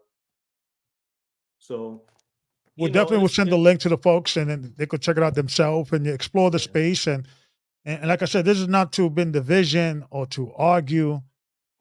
If you were the church, respect your elders, but just put Mhm. together a PowerPoint or presentation and say, elder, and my advice: don't ever challenge an elder in the middle of a lesson. Mhm. Elder, you're wrong. Put them aside. Take them out for dinner, have a discussion, and humbly. And sometimes, you just wait because sometimes the spirit sometimes moves slowly, and you got to give some people to just air it out and think about it. So absolutely, man. I'm Yeah. excited.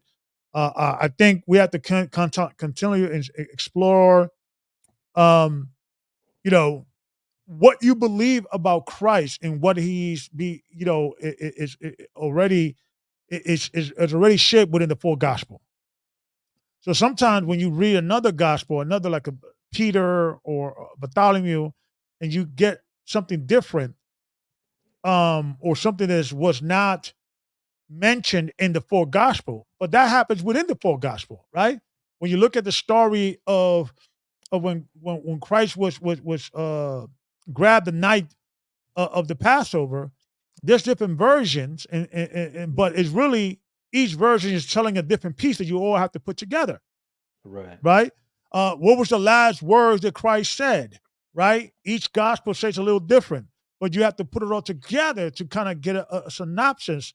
What was the full story? So we do that already with the book, and, Hmm. and and that's nothing unique to the Bible, because why do you think you have First Samuel, Second Samuel, First Kings, Second Kings, and so forth, so on, and you got Deuteronomy. The word Deuteronomy is to do over, right? It rehearsed a lot of the laws already established. The Hebrews always had the same different books describing the same story because you have different scribes, different eyewitnesses, and they put all the eyewitnesses in one place. I think you froze. I don't know if okay, no, you're back. You're good. You're good. Okay.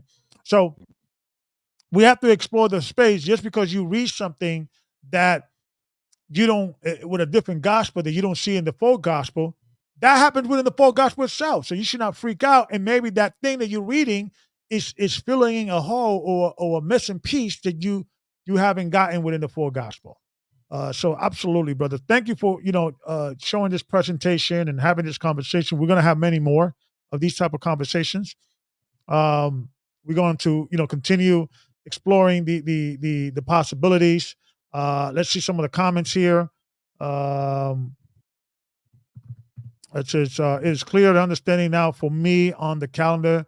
I have listened it before, but it's now clearer now. Oh praises, oh praises, oh praises. Drop the link for the book. We got that. Okay, more details like Enoch and on the Giants. Okay, we're going to explore some of that as well.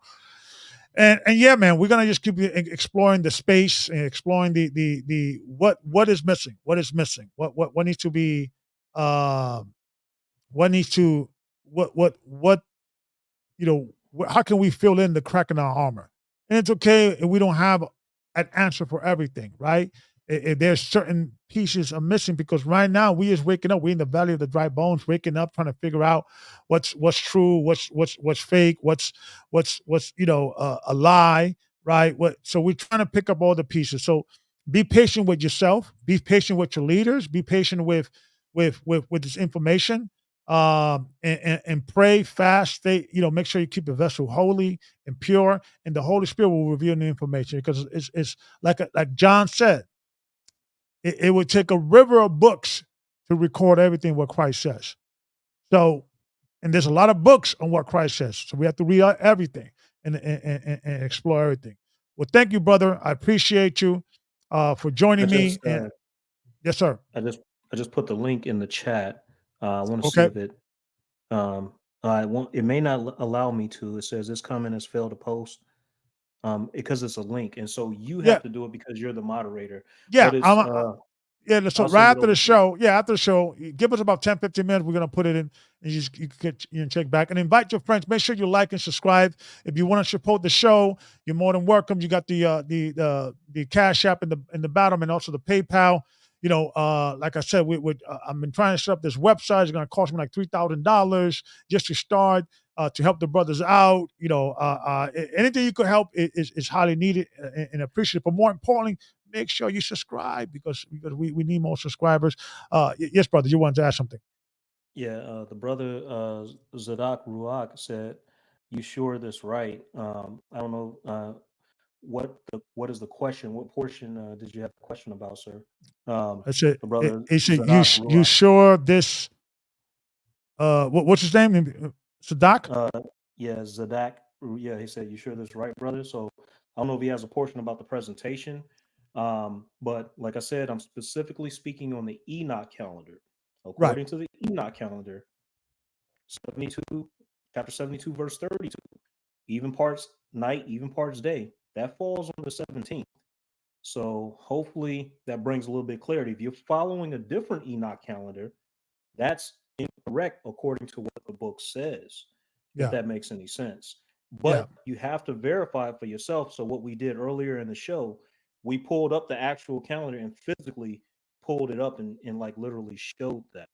So, yeah, hopefully that makes some sense, right? So, yeah. we're And still listen, following the same yeah, calendar, it's mhm, just on the correct day because what happens, a lot of elders in different ministries, brothers and sisters, so on and so forth, they missed the one key component. And I only know one person, one other person besides myself in the whole country that I've ever seen teach it.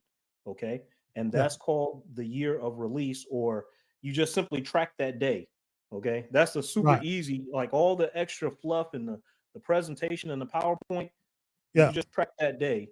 And then once it cycles back over to the Sabbath, then you start, you do your leap week, so to speak, right, and you start back over 364, 364, 364 is very consistent. And the funny right, thing is our people will get in disarray over this calendar, but yet they follow the heathen calendar without question, which adds a day every year and then 2 days every 4 years, and they never right, question that. But when you yeah, show them something that doesn't do any of that at all, then it sometimes can bring a little bit of confusion because they're not. It says about the calendar you're talking about, brother. That's what I'm asking. That's all, Con. Thank you. Great show. Oh yeah, man. What's your question about? Yeah, I'm sure. Yeah, I've been doing this for years and years and years and years and years. So I'm definitely sure about it. yeah, At least based on the current information that I have at this time. Okay. But right. there is And see, there's a reason why I started this organization that you call upon the Most High's name, Yahweh. mhm, I call upon Ahaya, and we still mhm, brothers, right? But we're right, still researching and trying to figure it out at the end, and we're not gonna get everything right, or we're not gonna get everything. We're not going to agree on everything until Christ gets here. But if we keep the brotherhood, right, and the love there, and the meekness, and because it's like I don't know if you ever been to a barber shop, a Dominican barber shop, and you hear a bunch of Dominicans arguing about baseball. You think a fight is going to start, right? Everybody gets all passionate about the situation, but and with our people, religion, is politics, religion, but especially religion. I forget about it. We it's very passionate conversation, and there's a reason why I want to see more. I hope more brothers see two brothers that may call upon a different name, may have mhm, even a different calendar. Listen, I may disagree with you this week. Next week, you may change your mind and have a different point of view. I may agree with you, and you may agree with me in different things, but not in this thing. It's okay, man. We're just trying to figure out. We're in the West Babylon. You're just waking up. We've been all in the valley of the dry bones. We're trying to just, fix our eyes and try to figure out what's what. We're picking up these books and figure out what the enemy has lied about. And mhm. we need some patience, And I hope this type of conversation would explore and inspire people to kind of explore without saying it's my way or the highway. The Absolutely. word the word had a question. He says, "Can you pull the day that GOCC did their day according to the equal parts night and day, so that they can see on time and date?" So I already pulled this up. Yeah. So if the bar wants to show the screen again for the brothers Zadok and for the word, so they can see it at the same time. So we got to pull it up here. Yeah. Let me hop on it because I don't want to. There we go. So 2 weeks ago, for those that follow that ministry, this is what happened on that day. You can verify. Now I'm using sunrisesunset.com. You can use timeanddate.com. Matter of fact, let's use timeanddate.com because that's their favorite go-to, right? Yeah. But here is the end of the year. Here is the beginning, the 17th. All right. So what we want to do, for edification, we're gonna drop this and we're gonna just pull up the timeanddate.com as the brother the word requested, because I know some people are more familiar, more comfortable with the sources that they know. So when we go to the source that they know, let's do that real quick, and then I'll let, let Elder Gabar get going because I know it's late over there. So let's pull that up. I already have it pulled up. Just got to find it here in all the list of links I got pulled up. Uh, it's going to be, where is it? Oh boy, I got so many. Oh, there it is, right there. Got it. So let's pull that up. Let's see what happened on March 2nd on timeanddate.com, which is going to line. They're all going to be the same because, or within like a fraction of time of each other, right? So let's just go straight up to it. So the day that I say it is this day, even parts night, even parts day. So which is on the 16th here. You see the 12 hours. Now this is a little less accurate than the one we had up previously, but you see it still lines up. 12 hours, right? Yeah. March. Sorry about that. Hit a button. How that goes. Okay, but let's get back up here to March 2nd, the day that's in question, because the brother did request to see that. Now, I can't see myself on the screen, so I'm not making any funny faces or anything. I'm just trying to look at the screen to get up to it. So here Yeah. we can clearly see, I don't know if I need to zoom that in to put this to bed. So this is March 2nd. This is what happens when you miss the year of release. Like there's other elders in Israel, like I mentioned before, they're aware of this knowledge and they know this knowledge. I'm not saying, okay, these people don't know or that person don't know, this person knows, none of that. And, I'm and, just and let saying me this also is say not this. something I new. think I think those that do follow the Enoch calendar without taking consideration the leap year or the or us not that losing that day, eventually they're Mhm. gonna figure out on their own because they're gonna be having Passover in the winter in Right. February and then in And that's December and that's eventually. Yeah. also and that's also the reason why you see a lot of their feast days will start to, like, several years will fall around unclean days, like Purim, Valentine's Day for multiple years in a row with that particular sect or whatever. People Yeah. have different things, but there's only one correct calendar of the Most High Yah, and we have to continue to study to show ourselves approved. Here is your March 2024 day 2 and day 3. You can clearly see the times. You can clearly see the length of day. Not even close, Yeah. because there's no such thing as the calendar, as the Enoch calendar falling back this far. How do we know? It's called Torah. We go into the Torah, like I said earlier in the show, Leviticus 25, and it was called sabbatical timing. Okay. Yeah. There's no such thing as a calendar going past this point, the first day being on the 8th, 7th, 6th, 5, 4, because you give it 3 more years, like Elder Gabar said, they're going to be bringing it in on the 28th of February. Hmm. Okay, so just be mindful of that. And like El Gabar says, it's not for contention. This is to get everyone on code. This isn't the only place I've spoken to on this particular matter. I spoke to another channel, and that person has a considerable following with their audience and their calendar as well, and they were able to receive the information. And that's all it's about, is just sharing information. We all Yeah. have to send and receive information. That's part of the key of communication.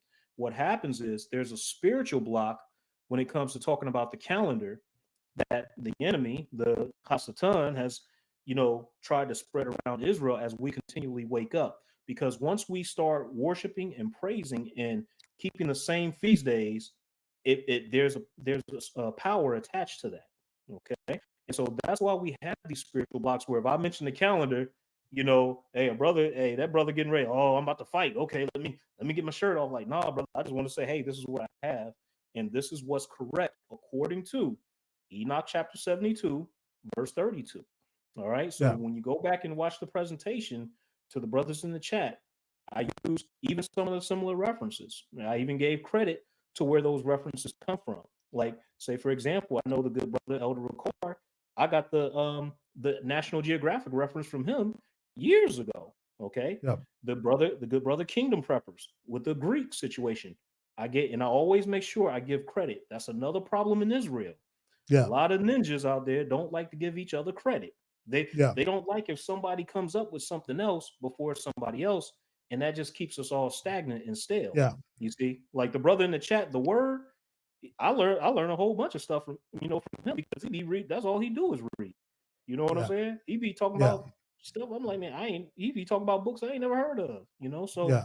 I have to humble myself and say, okay, well, this brother at the one point in time, I used to know a little bit more than him, but he kept digging and grinding, and now he's past me, and there's nothing wrong with that. Yeah. You know what I'm saying? We need people continue to press forward in the word and learn more, so on and so forth.